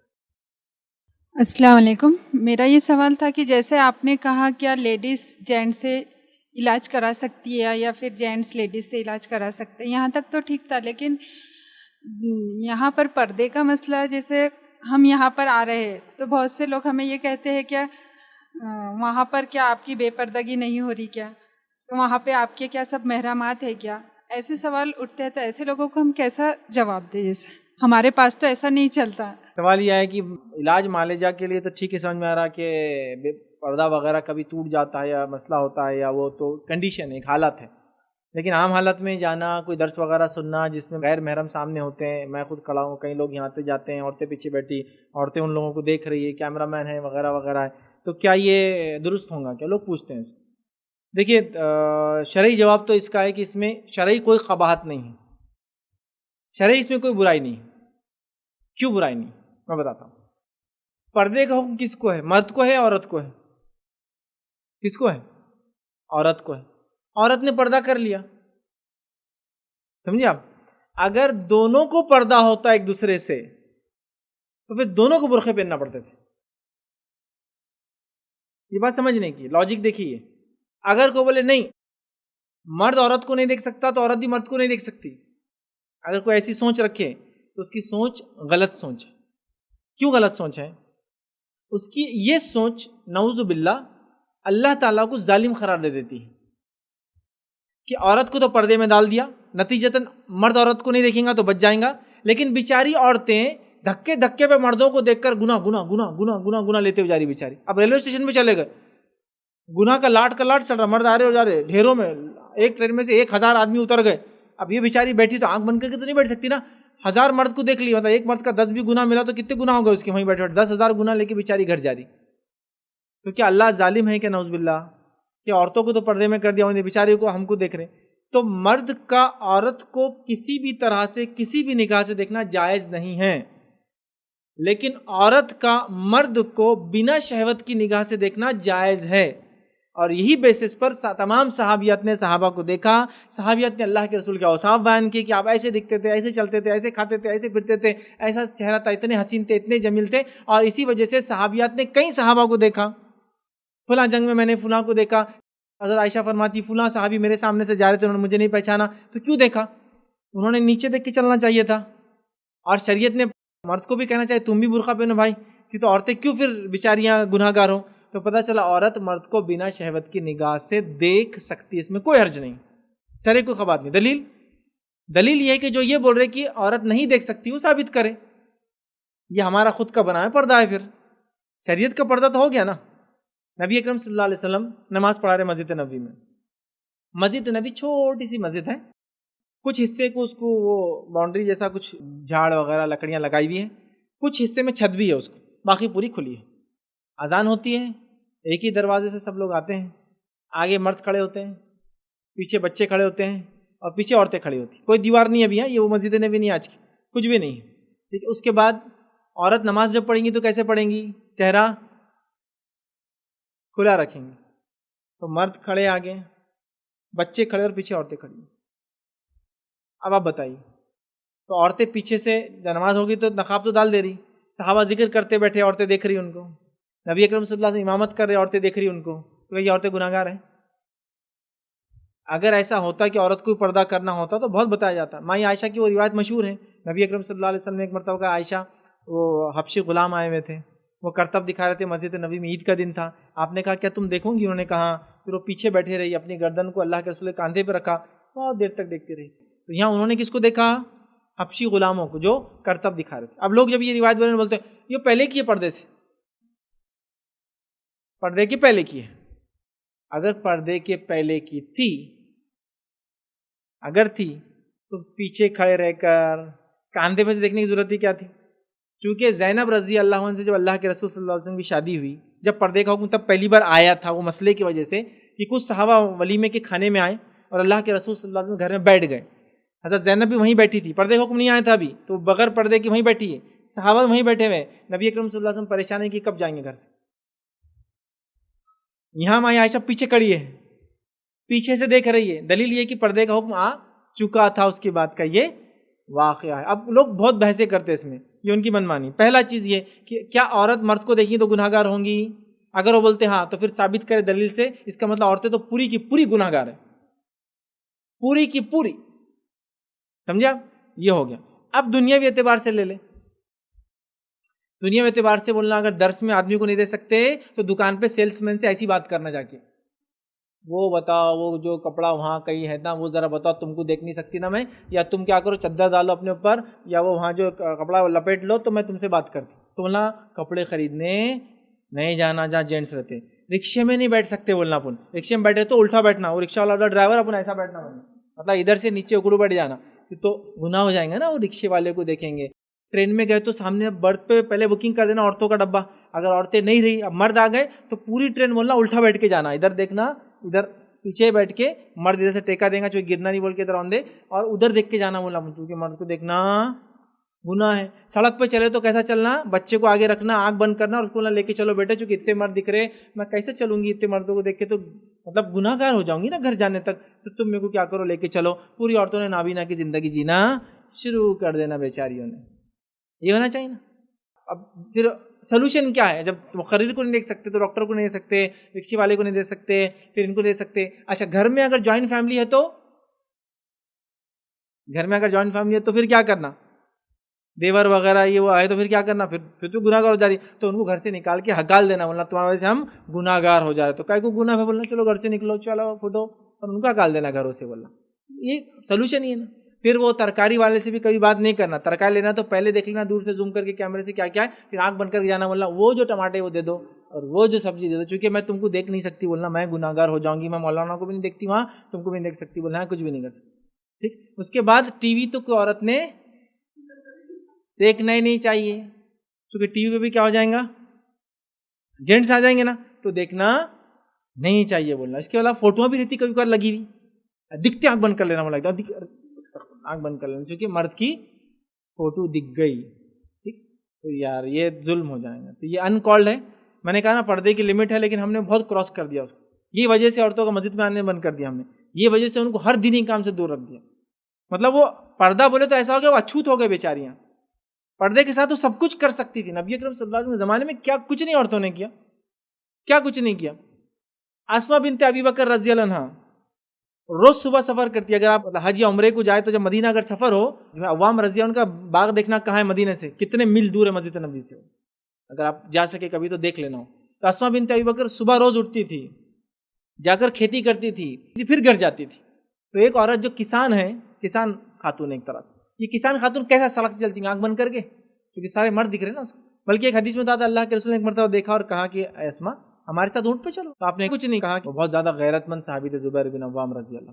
بعد میں اسما رضی اللہ نے جو زبیر اپنے شوہر سے کہا تو انہوں نے کہا کہ تم نے یہ غلط کیا کہ اللہ کے رسول کو آفر دے، میں اس پہ غیرت کیوں کروں؟ اللہ کے رسول نے تم بیٹھ جانا تھا اچھا ہوتا تھا. بہرحال تو وہ پیدل جاتی تھی آتی تھی. تو کیسا کرتی ہوں گے ڈیلی؟ بتائیے کیسا ہوگا پریکٹیکلی مجھے بتائیے. آپ جو بولنے والے ہیں نا ان کو میں پوچھ رہا ہوں کیسے کریں گے. تو لیبر مطلب جس کو کہیں گے ایگریکلچر کرنے والی خاتون ہے. نبی اکرم صلی اللہ علیہ وسلم نے عورتیں علاج وغیرہ کر رہی ہیں، تو علاج میں تو تمام چیزیں تھے. علاج تو بڑا ایکسیپشنل، چلو وہ چھوڑ دیتے، وہ تو ایکسیپشنل ہے، وہ چھوڑ دیا میں نے. ٹھیک. اس کے بعد نبی اکرم صلی اللہ علیہ وسلم کے زمانے کے بعد ایک خاتون تھی جن کو عمر ابن خطاب رضی اللہ عنہ نے اپنے زمانے کے اندر کنٹرول آف اکاؤنٹ بنایا تھا. مطلب یہ وہ خاتون تھی جو مدینے کے منڈی میں چیزوں کے بھاؤ کیا طے ہوں گے، گورنمنٹ کا جو کنٹرول ہوتا ہے نا کہ اس سے زیادہ نہیں بڑھنا، سبسڈی ہوں گی فلاں، وہ کام کرتی تھی. تو کنٹرول آف اکاؤنٹ اس کے علاوہ کئی مطلب ڈھیروں صحابیات ہیں جنہوں نے بڑے بڑے کام کیے. خود نبی اکرم صلی اللہ علیہ وسلم پہلی بیوی کیا کرتی تھی؟ آنکھ بند کر کے تجارت. بزنس وومن تھی. چھوٹا موٹا بزنس تھا آپ کا نہیں, انٹرنیشنل ٹریڈ تھا آپ کا اس زمانے میں. شام میں مال بکتا تھا, مطلب شام مطلب 7 ملک ہوتے آج کے, اللہ کے رسول خود لے جاتے تھے وہ مال, بیچ کر آتے تھے. ٹھیک ہے, چلو یہ تو بھائی شروعات کا دور تھا, ٹھیک ہے, پردہ نہیں تھا. اس کے بعد آئیے دوسرا, نبی اکرم صلی اللہ علیہ وسلم کی بیوی جو ہے سودا رضی اللہ عنہا, یہ دباغت کرتی تھی. چمڑے جو جانور ذبح ہوتے ہیں ان کے نکال کے صاف کر کے چیزیں بنانا. یا آپ کی ایک اہلیہ تھی جو عطر بنایا کرتی تھی, زینب بنت جہش رضی اللہ عنہا, جو اللہ کے رسول کی ایک بیوی تھی, ان کے تعلق سے مشہور تھا, اپنے ہاتھوں سے محنت کر کے کما کے صدقہ کرتی تھی. اتنا سب کچھ کیا عورتوں نے. یعنی پردہ ایک بار کر لے تو بہت کچھ کر سکتی ہے, پردے کے لمٹس کے ساتھ. ہم نے پردہ بھی کرا دیا اور سارے کام بھی بیچاریوں سے روک دیے. سب سے پہلے دین سے دور کر دیا, اب یہ بھی تلے ہوئے کہ دنیا سے بھی دور کر دیں. اچھا, وہ جو لوگ بول رہی ہے اس طرح سے ہے, کیا ان کی بچیاں اسکول میں نہیں پڑھتی؟ وہاں کوئی ماسٹر واسٹر نہیں ہوتا؟ کالج میں نہیں جاتی؟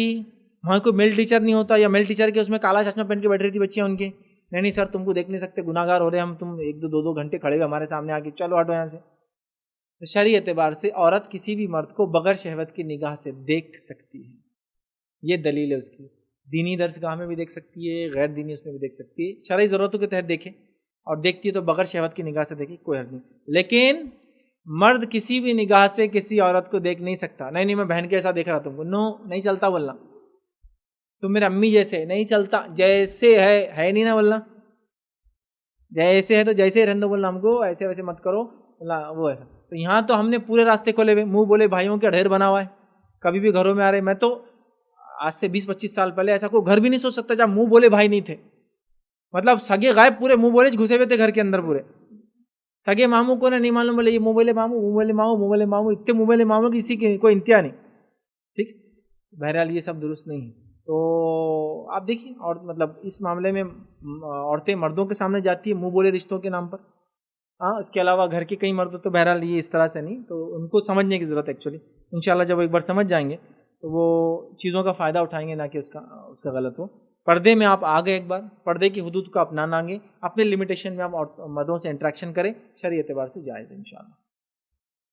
اچھا, وہ تعجب کی بات ہے چونکہ آپ نے سوال کیا تھا. تعجب کی بات یہ ہے کہ پورے راستے سے عورتیں مردوں کو دیکھتے ہوئے آتی اور درس کے ٹائم پہ پردہ لگا دیتے مرد کو. اب ادھر بیٹھی ہوئی 100 عورتیں, انہوں دے رہے درس, ان کو ریڈیو جاکی کے جیسا درس دینا پڑتا, آر جے کے جیسا, کہ سامنے تو کوئی دکھتا نہیں. انہوں بیچارے خالی بیٹھے ہوئے, کوئی نہیں آس پاس, انہوں بولتے رہتے اور بہت مشکل ہوتا بولنا. اچھا, عورتوں کو کیا چلتا اندر, چونکہ ان کو بھی کچھ دکھتا نہیں, تو ان کے رشتے لگانا چالو ہو جاتے ادھر, کہ بچی تمہاری کیسی ہے, ان کا کیا چل رہا, ان کا پورے گروپ, ایسے گروپ بنے ہوئے, چپس کے پیکٹا کھلے ہوئے, ٹھنڈے کی بوٹلا کھلے ہوئے, بچے بیچ میں بیٹھے, عورتیں بھی چل رہے, ادھر درس چل رہا بولے. اور زبردست درس, مطلب درس کیا ہوا بولے, بہت ہی آج کا کامیاب درس تھا, کیوں 10 رشتے جم گئے آج. یہ کامیاب درس کی علامت تھی. 10 بہت بڑا درس, بہت کامیاب درس. ان کے 10 میں چلو بولے, وہ درس میں ذرا ہائی فائی لوگ آتے تو لڑکیاں اچھی آئیں گی, ادھر جا کے دیکھیں گے اپنے رشتے کیسے ہوتے. یہ سب کر رہے ہیں عورتیں بیٹھ کر. دیکھیے, کانسنٹریشن کے لیے سامنے کو ہونا ہی نہیں چاہیے آپ کو. بتائیے آپ کیسے آپ کانسنٹریٹ کر پائیں گے جب آپ کو کوئی چیز دکھتی نہیں ہو سامنے آپ. ٹھیک ہے, آپ بغیر دیکھے بھی علم حاصل کریں, میں وہ نہیں بول رہا ہوں, لیکن دنیا کی ہر جگہ آپ دیکھ رہے, صرف یہیں آپ نے جو ہے چیزوں کو خلط ملط کر کے رکھ دیا. بہرحال ایسا نہیں کرنا چاہیے, اس سے کانسنٹریشن نہیں ہوتا ہے اور دینی اجتماعات کی حالت بد سے بدتر ہوتی چلی جاتی. جو سننے آتی عورتیں بولتی کوئی سیریس نہیں آتا, انہوں باتیں کرتے رہتے, پھر وہ کونے میں جا کے بیٹھ جا رہی. بلکہ درس میں آتے اس لیے کہ تھوڑا ریلیکس ہو جائیں گے, گھر میں بہت بور کر رہے, اب شوہر بولیں گے چلو درس, اور درس میں آ کے بس وہ گروپ بنا کے بات چیت چالو ہے, تم نے یہ کہاں سے لے لیے, وہ اچھا دکھ رہا تمہارا, فلاں ہے. وہ شوہر آنے نہیں دیتے تو بہن کو بول رہی تم آ جاؤ اجتماع میں, اپنے کو سننا کہاں ہے, تمہارا شوہر میرا شوہر آنے نہیں دیتے, ایک دوسرے کو ملنے نہیں دیتے, ابا کے پاس میں ملاقات نہیں ہو رہی, اجتماع میں آ جاؤ. تو اجتماع گاہ جو ہے نا وہ کیا بن جاتا معلوم آپ کو, کمیونٹی پلیس بن جاتی ہو. درس چھوڑ کے سب فائدہ ہوتا لوگوں کو. اور جو ماحول جو رہتا نا ایسی جگہ جہاں دکھتا نہیں ہے, ماحول کیسا تھا معلوم, خالی ایک آدھ بیچ میں جو جملہ آیا تو مخرے کیوں کرا, ہاں کیا چل رہا بابا, مطلب سمجھ میں آ رہا, میں وہ بھی سن رہی اور یہ بھی کام کر رہی. پچ جو چلتے رہتا, ہمارے مردوں کا اندر بھی رہتا, جب مقرر کچھ بھی بولتا جا رہا, کوئی اس کے تقریر نہیں, کہیں سے بھی شروع ہو رہا کہیں ختم ہو رہا, تو خالی جو بیٹھ رہے تھے نظر آتے یہ انگلی کرتے, ایک بار اتنا کر دی, پھر ہاں کیا تمہارا کیا بولے کچھ تو بولے, سمجھ میں نہیں الگ بات ہے, لیکن بولے, نہ شروعات تھی نہ خاتمہ تھا. اور بہرحال شیطان کے بہکاؤ میں سے یہ سب چیزیں یاد رکھیے, لوگوں کو حق سے, سچ سے, صحیح چیز سے. میرا کیا ماننا ہے, چیز اگر صحیح ہے تو کوئی کرتا نہیں کرتا اس سے مجھے فرق نہیں پڑتا اور نہیں پڑنا چاہیے. ہم پتہ نہیں، میں سمجھتا ہوں IRC جب شروع ہوا 2007 یا 8 میں ہم نے اسکرین لگایا تھا لیڈیز کے اندر. کیوں لگایا تھا؟ اس لیے کہ شرعی اعتبار سے جب دیکھ سکتی تو ہم کیوں اس کو مانیں. میں نے ایک بار لیکچر میں بولا کہ عورتیں گاڑیاں چلا سکتی، تو کئی لوگ میرے اپوزیشن میں کھڑے ہو، کتنے علماء نے کہا نہیں چلا سکتے. صحابیات نے گدھے چلائے، خچر چلائے، گھوڑے چلائے، اونٹ چلائے، تو آپ کون ہوتے ان کو ڈرائیونگ کرنے سے روکنے والے؟ نہیں بولے اسے گدھے، گھوڑے، خچر، اونٹ چلا سکتے. مطلب گھر میں کیا کرو، ایک بائک بھی رکھو اور ایک گدھا اور گھوڑا بھی لا کے رکھو، تاکہ عورتیں گھوڑا چلائیں گی اور تم بائک چلانا. لاجیکلی مطلب ٹرانسپورٹیشن کو ہینڈل کر سکتی ہے، ڈرائیو کر سکتی. میننگ یہ ہے جب گدھے چلا رہی، گھوڑا چلا رہی، خچر چلا رہی ہے، مطلب ٹرانسپورٹیشن. بہرحال لوگ سمجھتے نہیں ہیں. تو بہرحال اسلام نے اگر کوئی چھوٹ دی ہے تو فائدہ اٹھاؤ، اسلام نے نہیں دیے تو من مانی مت کرو. تو اسلام نے چھوٹ دی ہے، اسی وجہ سے اب بہت ساری بار لیکچر ہوتے تھے، عورتوں سے کنفرنٹیشن نہیں ہوتا تھا. دیکھیے جب تک کسی سے خطاب نہیں ہوگا، ان کے سوالات نہیں آئیں گے، ان کے اندر کی بات نہیں نکلیں گی، تو ہم سمجھ بھی نہیں پائیں گے. یہی وجہ ہے جس کی وجہ سے آج 99.99% مقرر پورے کے پورے بائسڈ ہے جینٹس کی طرف، اور عورتوں کو صرف پورے درس کا مقصد ہوتا ہے عورتوں کو برا بھلا کہنا. آج عورتیں ننگی ہو چکی ہے، مطلب بے پردہ گھوم رہی ہے. تو میں کیا بولتا ایسے مولویوں کو، 100 عورتوں کو سامنے بٹھا کے پھر ایسی تقریر دے کے بتانا آج عورتیں پردہ کم کر رہی ہے. یہ تو ہمت ہی نہیں کریں گا. ایک ایک عورت نے ایک ایک چپل بھی اتاری تو 100 چپلیں وہاں. تو وہ فریق سامنے نہیں ہے نا. اتنی منمانی کی گئی عورتوں کے خلاف کہ مکمل کچھ لیکچرز کا تو ایسا رہتا کہ صرف عورتوں کو کوسنے کے لیے مردوں نے لیکچر رکھا تھا. مطلب پورا ذمہ بیچاریوں کا. بے پردگی ہو رہی، عورت ذمہ دار. بچوں کی تربیت نہیں ہو رہی، عورت ذمہ دار. کھانا گھر میں خراب بن رہا، عورت ذمہ دار. ساس بہو کے جھگڑے ہو رہے، عورت ذمہ دار. مرد کا دماغ خراب ہو جا رہا، عورت ذمہ دار. مرد کو BP لگ گیا، عورت ذمہ دار. شوگر کی ذمہ دار بھی عورت ہی ہو، اس نے شوگر لگا دی. اور پاگل بھی ہو گئے تو بولے عورت ہی ذمہ دار. تو پوری ذمہ داریاں ان کی. اب میں بولتا ہوں عورتوں کو سامنے رہنے دو اور اب درس دو کہ آپ دار تھی پہلے کی نسل، ابھی تو اچھی نسل آ گئی ماشاءاللہ، آپ لوگ تو اچھے. یہ تو آپ ہمت ہی نہیں کر سکتا جی، وہ اس کا منہ نہیں کھولیں گے آگے. تو جب مخاطب سامنے ہوتا ہے نا تو آپ کو آئیڈیاز آتے، ان کی تھنکنگ، ان کے خیالات، ان کی سوچ. اور پھر عورتوں کو بھی پتہ چلے نا جو چیز ان کے لیے حلال ہے، جو چیز جائز ہے، اس میں کیوں پیچھے ہٹے. جو چیز حرام ہے، اب بازاروں میں گھوم رہے پھر رہے خرید، میں نہیں کر رہا ہوں بازاروں میں گھوم رہے تو اس کا جواز میں ایک غلط سے دوسرا غلط میں ثابت نہیں کر رہا ہوں. یہ تو صحیح ہے آلریڈی شریعت میں کہ عورتیں درس میں آ سکتی ہے. کیا وہ واقعہ آپ نے سنا، عمر ابن خطاب رضی اللہ عنہ خطبہ دے رہے جی، اور خطبے کے بعد انہوں نے جمعہ کی خطبے کا اعلان کیا. میں سوچتا ہوں کہ ایسا کرتا ہوں کہ مہر کی رقم کو فکس کر دیتا ہوں، چونکہ عورتیں ظلم کر رہی تھی مردوں پر کہ مہر کی رقم بہت بڑی بڑی باندھ دے رہی، تو شادیاں نہیں ہوتی لڑکوں کی. تو انہوں نے سوچا کہ میں اس کو فکس کر دیتا ہوں کہ ایک لمٹ کی اتنے دو. تو ایک عورت اٹھی، روایت میں آتا ہے، اور کہا عمر جس چیز کو اللہ نے کہا کہ اگر تم خنتار خزانہ بھی دو تو واپس نہ لو، تم کون ہوتے فکس کرنے والے؟ تو عمر رضی اللہ عنہ کیا کہا، عورت نے سچ کہا، عمر غلط تھا، اور آپ بیٹھ گئے. عورت نے سچ کہا. یہ نہیں کہا کہ تم کیسے ہمت کر رہے، پردہ دیکھو تمہاری آواز پردہ ہے، چلو تم بولے کیسا. بلکہ وہ اس جمعے خطبے میں تھی، حضرت عمر نے پوچھا تو اس سے بھی خطاب تھا کہ تم بھی کر سکتے، اور ایک عورت نے اس مسئلے کا جواب. عمر ابن خطاب راستے جا رہے، ایک عورت بیچ میں آتی ہے، وہ اپنا مسئلہ سناتی ہے. تو کہا یہ وہ عورت ہے جس کی منادی پر آسمان سے وحی اتری، ان کا مسئلہ ہوتا طلاق کا. وہ آگئی اللہ کے رسول صلی اللہ علیہ وسلم کے پاس، کہا مجھے جواب چاہیے. تو اللہ نے پھر سورہ مجادلہ کی پہلی آیت نازل کی کہ اللہ نے اس عورت کی بات سنی جو تم سے بات کر رہی تھی طلاق کے مسئلے میں. تو کہا یہ وہ عورت ہے، تو اللہ نے آسمان سے وحی اتار دی اس کے لیے. میرے کو جو بھی بول رہی، آپ نے نہیں کہا تم عورت ہے، ہمت کیسا کرے تمہیں خلیفہ سے بات کرنی، تمہارا پردہ ہے زبان کا، آتے کیسے تم سڑک پہ بات کیسا کرتے، لوگ کیا سوچیں گے میرے بارے میں، تم سڑک پہ میرے سے ایسی بات کریں گے. کچھ بھی نہیں. جب شریعت نے چھوٹ دے دی ہے تو کیا مسئلہ. اب ہم سڑک سے جا رہے، کوئی خاتون اگر برقعے میں آ کے پوچھ سکتی کسی مرد سے کوئی چیز، لیکن ہمارے پاس کو پوچھ لے تو ابا کیا ابال مچ جائیں گا. مطلب پوری دنیا کے اندر چلے جائیں گے کہ فیض صاحب سے ایک عورت بات کر رہی سڑک پہ کھڑے رہ کر، اس میں کیا بات ہے. غلام آئی، عورتیں جو تھیں، غلاموں کو پردے کا مسئلہ نہیں ہوتا، ہاتھ پکڑ کے لے جاتی. روایت میں اللہ کے رسول کو آتی کوئی لونڈی اور اس کا کوئی مسئلہ ہوتا، نبی اکرم صلی اللہ علیہ وسلم ہاتھ پکڑتی اور لے کے جاتی، کیونکہ غلام لونڈی اور مردوں کا پردے کا مسئلہ نہیں ہوتا. اسی لیے اگر کوئی عورت ہے اس کا غلام مرد ہے تو پردہ نہیں کریں گی اس سے، غلام جو مرد ہوتے تھے. اور اسی طرح غلام عورتیں جو تھیں ان کو پردہ نہیں ہوتا اپنے آقا سے، اپنے مالک سے اور دیگر مردوں سے. تو لے کر چلی جاتی. آپ سمجھ رہے بات کو. تو بہرحال اس کو سمجھنے کی ضرورت. اسلام نے اگر چھوٹ دی ہے نا، یوز کرو اس کو، اپنے طرف سے جگہ کریٹ مت کرو. تو یہ اسلام کی دی ہوئی چھوٹ ہے جو آپ فائدہ اٹھا سکتے ہیں. اسی سے دور رکھ کر کیا ہوگا، جب حقدار کو حق نہیں ملا نا تو اس نے دوسرے چور راستے نکالی، اور کتنی برائی میں عورتیں چلے گی. دیکھیے کتنی برائی میں. تو اس سے اچھا تھا جو حق تھے دے دو ان کو ان کے رائٹس، جو وہ کر سکتی شریعت بات کرنے دو ان کو انشاءاللہ. یہ جو ہے اچھی بات ہے. ورنہ پھر ظلم جب ہوتا ہے نا تو پھر راستے لوگ نکال لیتے ہیں. مطلب آپ نے کہا کہ یہ روٹی کھانے کی لیکن کھانے نہیں دوں گا، تو آدمی پھر چرا کے کھاتا ہے، پھر کچھ تو بھی کرتا ہے چونکہ پیٹ تو بھرنا ہے اس کو. بہرحال تو لہٰذا یہ چھوٹ شریعت کی ہے بولنا. شریعت میں کچھ حرام ہے تو وہ دلیل دے, دلیل ہے تو بہرحال پھر کوئی مسئلہ نہیں. وہ ایک دلیل لاتے ہیں لوگ ایک نابینا صحابی کی کہ اللہ کے رسول صلی اللہ علیہ وسلم کے پاس آپ کی امہات میں 2 امہات تھیں, ایک نابینا ام مکتوم رضی اللہ عنہ ہے. اللہ کے رسول صلی اللہ علیہ وسلم نے کہا کہ تم اندر جاؤ. انہوں نے کہا اللہ کے رسول یہ تو نابینا ہے. تو آپ نے فرمایا کہ تم تو نابینا نہیں ہو, یہ روایت ضعیف ہے لیکن, اور بخاری کی روایت صحیح ہے. وہ حضرت عائشہ نے جو دیکھا, تو بہرحال یہ ضعیف روایتیں, ان ضعیف روایتوں کا سہارا لے کے لوگ اس طرح سے عورتوں پہ ظلم نہ کرے. بہرحال یہ نہیں کروں گا. السلام علیکم.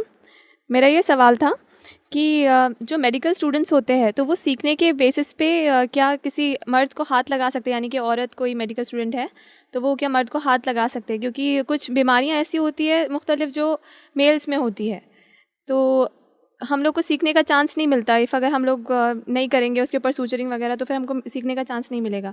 تو اس مسئلے میں کیا کریں؟ دیکھیے سوال ہے کیا میڈیکل اسٹوڈنٹس پیشنٹ کو ہاتھ لگا کر چیک کر سکتے؟ بالکل ہاں. اگر یہ شرعی ضرورتیں ہیں, یہ مجبوریاں ہیں, اس کے بغیر بیماری کا پتہ نہیں لگا سکتا, تو ایک مرد کسی عورت کو بھی ہاتھ لگا سکتا ہے, ایک عورت کسی مرد کو بھی ہاتھ لگا سکتی ہے. لیکن میں نے پہلے کہا تھا نا, مرد مرد کے پاس جائے زیادہ بیٹر ہے, عورت کے پاس زیادہ بیٹر ہے. لیکن اگر اسپیشلسٹ نہیں ہے اس فیلڈ میں تو مرد عورت کے پاس جا سکتا, عورت مرد کے پاس جا سکتی, اس میں کوئی حرج نہیں. اور ظاہر سی بات ہے علاج کے لیے اس کو ہاتھ لگانا پڑے گا, اس کو چیک کرنا پڑے گا. کبھی کبھار مختلف چیزیں, ایسا اس کو سینے میں کچھ مسئلہ تو نہیں ہے یا اس کو بلغم وغیرہ تو نہیں ہے, تو وہ آلہ لگاتے ہیں نا, اسٹیتھوسکوپ اور چیک کرتے ہیں, یا پھر پیٹھ پہ لگا کے چیک کرتے ہیں. تو یہ سب شرعی ضرورتوں کے تحت ہے. بلکہ اگر کوئی شرعی ضرورت آ گئی, ہارٹ اٹیک وغیرہ کسی کو آ گیا, کوئی عورت نہیں, ظاہر سی بات ہے, تو ظاہر سی بات ہے تمام چیزیں کوئی مرد ہی کریں گا, چونکہ انسانی جان بچانا یہ سب سے افضل چیز ہے. بچ جائیں گی تو پردہ کریں گے, پھر بعد میں دیکھا جائے گا. تو لہٰذا ایک میڈیکل اسٹوڈنٹ اپنے اسٹڈیز کے دوران, یا ایک میڈیکل پریکٹیشنر جس کو کہیں گے, لیڈی ہو یا جینٹس ہو, وہ لیڈی یا جینٹس کو اپنے اسٹڈیز کے دوران اور بعض اسٹڈیز کے بھی شرعی ضرورتوں کے تحت بالکل ہاتھ لگا سکتا ہے یا لگا سکتی ہے. شرعی ضرورتوں کے تحت یاد رکھیں, یہ کیا جا سکتا ہے انشاءاللہ جی. اس میں کوئی شرعی اعتبار سے ممانعت ثابت نہیں. یاد رکھیں, بہت سے لوگ قصے سناتے, بولے پہلے حکیم تھے, بولے وہ چونکہ ہاتھ نہیں لگا سکتے نا عورتوں کو, تو بولے وہ کیا لگاتے تھے, ہاتھ میں تاگا باندھ کے دور سے معلوم کرتے تھے. اب بھائی بولے اتنے بھاری لوگ اب کہاں رہے ہیں, ہاتھ میں تاگا باندھ کے بھی بولے نفس کو پہچان لیتے تھے. بولے اتنے میں بھی ہو سکتا ہے ایسا کچھ فن ہو, علم ہو, بہرحال واللہ عالم. تو بہرحال لیکن اب تو نہیں ہے, تو ظاہر سی بات ہے آپ کو کسی کے دیکھنا ہے ہارٹ بیٹ وغیرہ, ہاتھ لگانا پڑتا ہے. ٹھیک ہے آج کل آلات بھی آ چکے ہیں, آپ اس کو لگا دیں, لیکن پھر بھی کبھی کبھار آپ کو فزیکل کرنا ہی پڑتا ہے. کم از کم لگانے کے لیے ڈیوائسز تو ہاتھ لگانا ہی پڑے گا. ٹھیک ہے, وہ ہاتھ کپڑے پہ لگ سکتا ہے, وہ ہاتھ اس کے کھلے ہاتھ پہ لگ سکتا ہے, ننگے ہاتھ جس کو بولیں گے. ٹھیک ہے, اوپن ہے, سمجھو کوئی لیڈی ڈاکٹر ہے اور اس کے ساتھ ایک پیشنٹ آ گیا, کارڈیک اریسٹ ہے اس کو, یا وہ ہارٹ کا مریض ہے, تو کیا کریں گے؟ وہ تو ظاہر سے اس کا پورا شرٹ کھولنا پڑے گا, اس کو پورے اس کا ECG نکالنا ہے فوراً, یا اس کو جو بھی کرنا ہے اس کو ساری چیزیں بہر کر سکتے ہیں. تو یہ ساری چیزیں میڈیکلی انسانی جان کو بچانے کے لیے کی جا رہی. یہاں مقصد جان بچانا ہے, ایک بڑے کاز کے لیے کیا جا رہا ہے. شرعاً انشاءاللہ جس کی تمام چیزوں کی ایسی گنجائش ہے, جو بھی کیا جا سکتا ہے اس کی جان بچانے کی. ویسے میرا دوسرا سوال یہ ہے کہ جو قرآن ہم لوگ ایسا پلیس کرتے ہیں اوپر ٹاپ شیلفس میں وغیرہ پلیس کرتے ہیں, یا پھر کوئی حدیثوں کی کتابیں ہوتی ہے لائبریری میں اوپر پلیس کیا جاتا ہے, تو بچے نیچے بیٹھ کے کبھی بھی کدھر بھی پیر رکھ کے پڑھتے ہیں, یعنی کہ وہ ڈائریکشن میں پیر کر دیتے ہیں, تو یہ بید ہوں گی قرآن کی یا نہیں؟ سوال ہے کہ قرآن حدیث کوئی کتاب اوپر رکھی ہے اور پیر نیچے, اس طرف ڈائریکشن اس طرف ہے لیکن چیز اوپر ہے, انشاءاللہ پھر بے حرمتی نہیں. بے حرمتی تب ہوں گی جو مصحف ہوتی ہے نا, بک فارم میں جو قرآن ہو جاتا ہے اس کی حرمت ہے. اگر وہ بالکل سامنے آپ پیر کریں تو بہت غلط بات ہے, نہیں ہونا چاہیے, بالکل غلط ہے. اللہ سے توبہ کرے کسی نے, کیونکہ قرآن کی فزیکلی بہت حرمت ہے, یاد رکھیے, بک فارم میں جب ہوتا ہے, تو لہٰذا تب تو نہیں کریں گے آپ بالکل. لیکن اگر اوپر ہے, فار ایگزامپل آپ یہاں ہیں, قرآن یہاں ہے, اوپر مطلب 10 فٹ 5 فٹ 7 فٹ الماری پہ, 6 فٹ 7 فٹ کی الماری پہ, اور آپ نیچے, کوئی حرج نہیں پھر کرنے میں, کیونکہ قرآن کی طرف پیر کہاں ہے, سامنے پیر ہے نا آپ کی, قرآن تو اوپر رکھا ہوا ہے. اگر ایسا کوئی بولے تو پھر مالوں کی بلڈنگ میں تو رہنے نہیں, ملٹیپل جو رہتے, ان کا قرآن کے اوپر اس کی چھت ہے. ہاں پھر سمجھ میں آتا لوگوں کا, ہاں یہ تو صحیح بات ہے, ایسا بولنے کو بول دیتے نہیں غلط ہے, تو بولنا پھر تم بلڈنگ میں اوپر مت رہو, نیچے والے کے پاس قرآن ہے بولنا, تم کو کتنا گناہ ملے گا دیکھو بولنا, پھر دیکھو کیسی حالت ہوتی ہے اس کی, پھر نکال لیں گے جواب, نہیں ویسے نہیں, فلور بدل گیا نا, تو فلور بدل گیا تو یہاں بھی تو اوپر اور نیچے کتنا ڈفرینس ہے یار. بہرحال سمجھنے کی ضرورت ہے, تو کرنے میں تب انشاءاللہ جی کوئی حرج نہیں. میرا دوسرا سوال یہ تھا کہ جیسا آپ نے کہا کہ تعویذ گنڈوں میں مطلب کرنا شرک ہے اور اس میں شفا بھی نہیں ہے, لیکن بہت سی جگہ ہم نے دیکھا ہے کہ لوگ بولتے ہیں کہ ہم بہت دواخانے پھرے, ہم کو آرام بالکل نہیں ہوا, اور ہم نے یہاں سے دھاگا ڈالا یا کچھ پھکا کرا اور ہمیں فوراً آرام ہو گیا. تو ان کو ہم کیسا وہ کریں, مطلب کیسا یقین دیکھیے سوال ہے کہ تعویذ گھنٹوں سے علاج نہیں کرنا، لیکن کچھ لوگ کرتے ہیں اور کرنے کے بعد بولتے ہیں ہم کو فائدہ بھی ہو اور فلاں فلاں ہے، اس کا کیا حقیقت ہے؟ دیکھیے سب سے پہلی چیز یہ ان کا عقیدہ کمزور تھا اور اللہ تعالیٰ نے پھر ان کو اسی چیز سے فائدہ دے دیا، اللہ نے دیا اسی چیز کے ذریعے، تاکہ ان کو اپنی گمراہی میں مزید آگے بڑھا دیں اور فردر ان کو آگے بڑھا دیں، چونکہ انہوں نے اللہ پر توکل نہیں کیا اور جیسا اس کے نبی نے بتایا اس طریقے پہ وہ نہیں چلے تو اللہ وہ کر دیتا۔ تو قرآن نے کہا نولیہ ما تولی، اللہ تعالیٰ اس کو اسی راستے پہ چلا دیتا ہے، ونصلہ جہنم، اس کا ٹھکانہ جہنم کی آگ بنا دیتا ہے، وسعت مصیرا، بہت بری رہنے کی جگہ ہے۔ جس پہ عقیدہ رہے، کوئی بت پہ عقیدہ رکھتا ہے اللہ اس کو بھی اولاد دیتا ہے نا، تو کیا وہ بت اولاد دیتا ہے؟ اللہ ہی دیتا ہے، سمجھے آپ؟ تو لہٰذا آپ نے تاگا باندھ لیا اور آپ کو لگا شفا ہو گئی، تو اس کی دو وجوہات ہیں، ایک تو اللہ نے شفا دے دی اس کے ذریعے تاکہ آپ کو چانس دیا تھا، آپ نے عقیدہ توحید پر آپ نے قائم دیا پہلا، دوسرا یہ ہوتا ہے اس کو شفا ہوتی ہی نہیں، ایکچولی وہ سائیکولوجیکل ایفیکٹ ہوتا ہے، سمجھ رہے آپ؟ سائیکولوجیکل ایفیکٹ ہوتا ہے۔ سائیکولوجیکل ایفیکٹ کیسا ہو رہا؟ آپ آئے بہت جگہ علاج کر لیا، اب ہو رہا یہ دوا سے تو فائدہ ہونے ہی والا ہے، اور آپ بھی یہ سوچ کے یہاں تو فائدہ ہوتا ہی، اور میں نے آپ کو پارلے جی کا چورا کیا اچھا، اور اس کو بولا یہ بکنی جو ہے 3 ٹائم لے لو، پیٹ صاف، یہ سب اب آپ کو سائیکولوجیکلی کھاتے کیا اچھا لگا آج، سب لوگ کیسا لگا کیسا لگا، بہت اچھا لگ رہا وہ کھا کے، اب ریئل نہیں ہو، ایفیکٹ ہوتا ہے، سائیکولوجیکل ایفیکٹ ہوتا ہے۔ جیسا کوئی انسان مثال کے طور پہ ڈاکٹر کے پاس جائے اور ڈاکٹر یہ کہے آپ بیمار ہیں نا، تو کہے ڈاکٹر صاحب کیا گیانی ہے آپ، کیا مہانتا ہے آپ نے جبھی پہچان لیا۔ کوئی بھی بیوقوف انسان معلوم ڈاکٹر کے پاس بیماری جاتا، کبھی آپ اچھے میں ڈاکٹر کے پاس گئے، میں ایسے جا رہا تھا، آیا سوچا فیس دے کے جاؤں آپ کو، کیوں ایسی بس ملوں 2 بات کروں فیس پے کرو نکل جاؤں، ڈاکٹر کا ہی بولنا، آپ بولے نہیں بہت ڈاکٹر صاحب اتنے مہارت ہے، میرے کو جاتے ہی پہچان لیا انہوں نے، یہ کوئی خصوصیت نہیں ہے۔ تو بس کبھی کبھار سائیکولوجیکل ایفیکٹ، کبھی ریئل ایفیکٹ، دونوں بھی اللہ کی طرف سے یاد رکھیے، اور ایک میں اگر وہ سائیکولوجیکل تھا تو ظاہر سی بات ہے وہ خالی لوگوں کی باتوں سے ہوا، اور اگر واقع میں وہ ایفیکٹ ہوا تو اللہ کی طرف سے تھا، لیکن اللہ نے آپ کو آزمایا اور آزمائش میں آپ فیل ہو گئے، تو بہرحال اس کو سمجھنے کی ضرورت ہے، اور اللہ تعالیٰ کی توفیق اللہ کی طرف سے رہتی ہے بہرحال، لیکن انسان کوشش کرے تو اللہ پھر توفیق بھی دیتا ہے۔ ایک حدیث میں آتا ہے کہ محمد صلی اللہ علیہ وسلم نے بولے کہ کھانے پہ پھونک کے نہیں کھانا چاہیے، گرم کھانا اگر رہا تو، لیکن جب دم کرتے ہیں تو پھونکتے ہیں، تو یہ کس طرح سے جائز ہوگا؟ سوال ہے کہ کوئی چیز کھائے تو اس میں پھونکے نا، یہ بات تو اپنی جگہ صحیح ہے کہ پھونکنا نہیں چاہیے عام حالت میں، لیکن رقیہ شرعیہ یہ بیماری کے لیے کیا جا رہا ہے اور اس میں پھونک سکتے آپ، دم کرنے کے اندر پھونکنا ثابت ہے، عمومی حالت میں کھانے پینے پر پھونکنا نہیں چاہیے، دم تو ہے ہی نہیں اس میں عمومی حالت، چونکہ تھوک اڑتا ہے اس میں، لیکن مخصوص حالت میں بیماری کی کیفیت میں علاج کے لیے یہ کیا جا سکتا ہے، چونکہ نبی اکرم صلی اللہ علیہ وسلم سے یہ چیز ثابت ہے۔ یاد رکھیں اگر موبائل میں قرآن ہو اور کوئی اگر واش روم لے کے جا رہا ہے اس کو، تو پھر کیا اس کا گناہ ملے گا اس کو؟ دیکھیے سوال ہے کہ موبائل میں اگر کوئی قرآن ہے تو کیا واش روم میں لے جا سکتے ہیں؟ تو موبائل میں اگر قرآن ہے تو اس کو واش روم میں لے جا سکتے ہیں، چونکہ موبائل میں قرآن ہے، وہ قرآن نہیں ہے اور قرآن کی مصحف نہیں ہے، تو چونکہ الیکٹرانک فارم میں حکم بدل جائے گا، اس کا حکم جو ہے مصحف کی حرمت کا وہ ایکچوئل فزیکل بک میں ہے، لیکن اگر الیکٹرانک فارم میں ہے تو ظاہر سے الیکٹرانک فارم کی حرمت ویسی نہیں ہے جیسی ایکچوئل مصحف کی ہے، وہ موبائل کے ڈیوائس کے اندر ایک الیکٹرانک فارم میں قرآن ہے، اس کے لے جانے سے انشاءاللہ وہ حرمت نہیں ہے جو ایکچوئل قرآن کو آپ ٹوائلٹ وغیرہ میں لے جاتے ہوں گی، تو ایکچوئل قرآن کو آپ ٹوائلٹ وغیرہ میں نہیں لے جا سکتے۔ جیسا فیض بھائی آپ نے کہا کہ توبہ اور استغفار یعنی بیمار کو کرنا چاہیے، لیکن جو شخص یعنی بیمار ہوا وہ جب صحت یابی میں تھا تب بھی اس کو یعنی توبہ کی تلقین کرے تو وہ توبہ نہیں کرتا، یعنی موت سے پہلے توبہ کر لیں گے، یعنی ہمیشہ ایسے ہی بولتے وہ، تو ایسے لوگوں کو کس طریقے سے تلقین کرے، یعنی کیسے سمجھائے؟ سوال ہے کہ کچھ لوگ ہوتے ہیں جو شرک پر ہوتے ہیں یا بدعت یا کفری عمل کرتے ہیں، جب ان سے توبہ کا کہا جائے تو کہتے ہیں مرنے سے پہلے کر لیں گے اور پھر اسی حالت میں موت ہو جاتی ہے۔ تو دیکھیے اب یہ ساری چیزیں وہ ہے کہ توفیق اللہ کی طرف سے ہمارا کام ہے کوشش کرنا، آپ ایسے لوگوں کو بتاتے رہیں، ان کو سمجھاتے رہیں کہ یہ چیز غلط ہے، دلائل کے ساتھ، اچھی نصیحت کے ساتھ، وضاحت کے ساتھ، بہرحال پھر بھی وہ نہ مانے تو آپ تو اس کے ذمہ دار ہے نہیں، بٹ آپ کا کام اور ہمارا کام ہے جتنا ہو سکے اچھی اور پیارے طریقے سے ان کو سمجھانے کی آپ جو ہے، اور ہم کوشش کریں دلائل کی بنیاد پر اچھے الفاظ کے ساتھ، تاکہ وہ اس بات کو سمجھے، پھر بھی اگر نہ سمجھے تو بہرحال یہ ان کی چوائس تھی، اور اللہ تعالیٰ نے جس کو اللہ تعالیٰ جانتا ہے کہ کون ہدایت پر رہیں گا اور کون اس طرح سے کریں گا، لیکن ہمارا کام ہے کیونکہ ہم جانتے نہیں، ہم اپنی کوشش کریں، تو آپ اپنی کوشش کر لیں اور پھر چھوڑ دیں، باقی رہا ان کا معاملہ، وہ جو طے کرنا چاہے اپنے لیے وہ بہتر ہوگا۔ اور پھر شرک کی حالت میں یعنی وہ بیمار بھی ہو رہے اور ان کی موت بھی یعنی اسی حالت میں ان کی واقع ہو رہی، تو پھر ایسے لوگوں کی میت میں بھی جا سکتے کیا؟ میت میں جانا ایک الگ عمل ہے، چونکہ آپ نہیں جانتے وہ مرنے تک کیا حالت میں رہے، ہو سکتا توبہ کر لی ہوں گی، میت اگر مسلمان ہے تو جانے میں کوئی حرج نہیں، اگر وہ مسلمان مرا چاہے وہ جو بھی حالت میں ہو، کتنا بھی برا انسان تھا، جانے میں انشاءاللہ کوئی حرج نہیں۔ میت کے نام پہ صدقہ و خیرات کرنے کا کیا حکم ہے؟ دلائل کی روشنی میں واضح کیجیے۔ دیکھیے، میت کے نام پہ صدقہ اور خیرات کرنے کا سوالات ہے۔ میت کے نام پہ صدقہ اور خیرات آپ کر سکتے ہیں۔ نبی اکرم صلی اللہ علیہ وسلم کے پاس ابو داؤد کی روایت ہے، ایک صحابیہ کہ اللہ کے رسول صلی اللہ علیہ وسلم میری والدہ کا انتقال ہوا، کیا میں ان کے نام سے کچھ کروں؟ تو آپ نے کہا بالکل کر، اور پانی کا انتظام کر، چونکہ وہ ضرورت کی چیز تھی عرب میں، تو انہوں نے پانی کا انتظام کر دیا، کنواں وغیرہ شاید کھدا دیا جس سے فائدہ اٹھا۔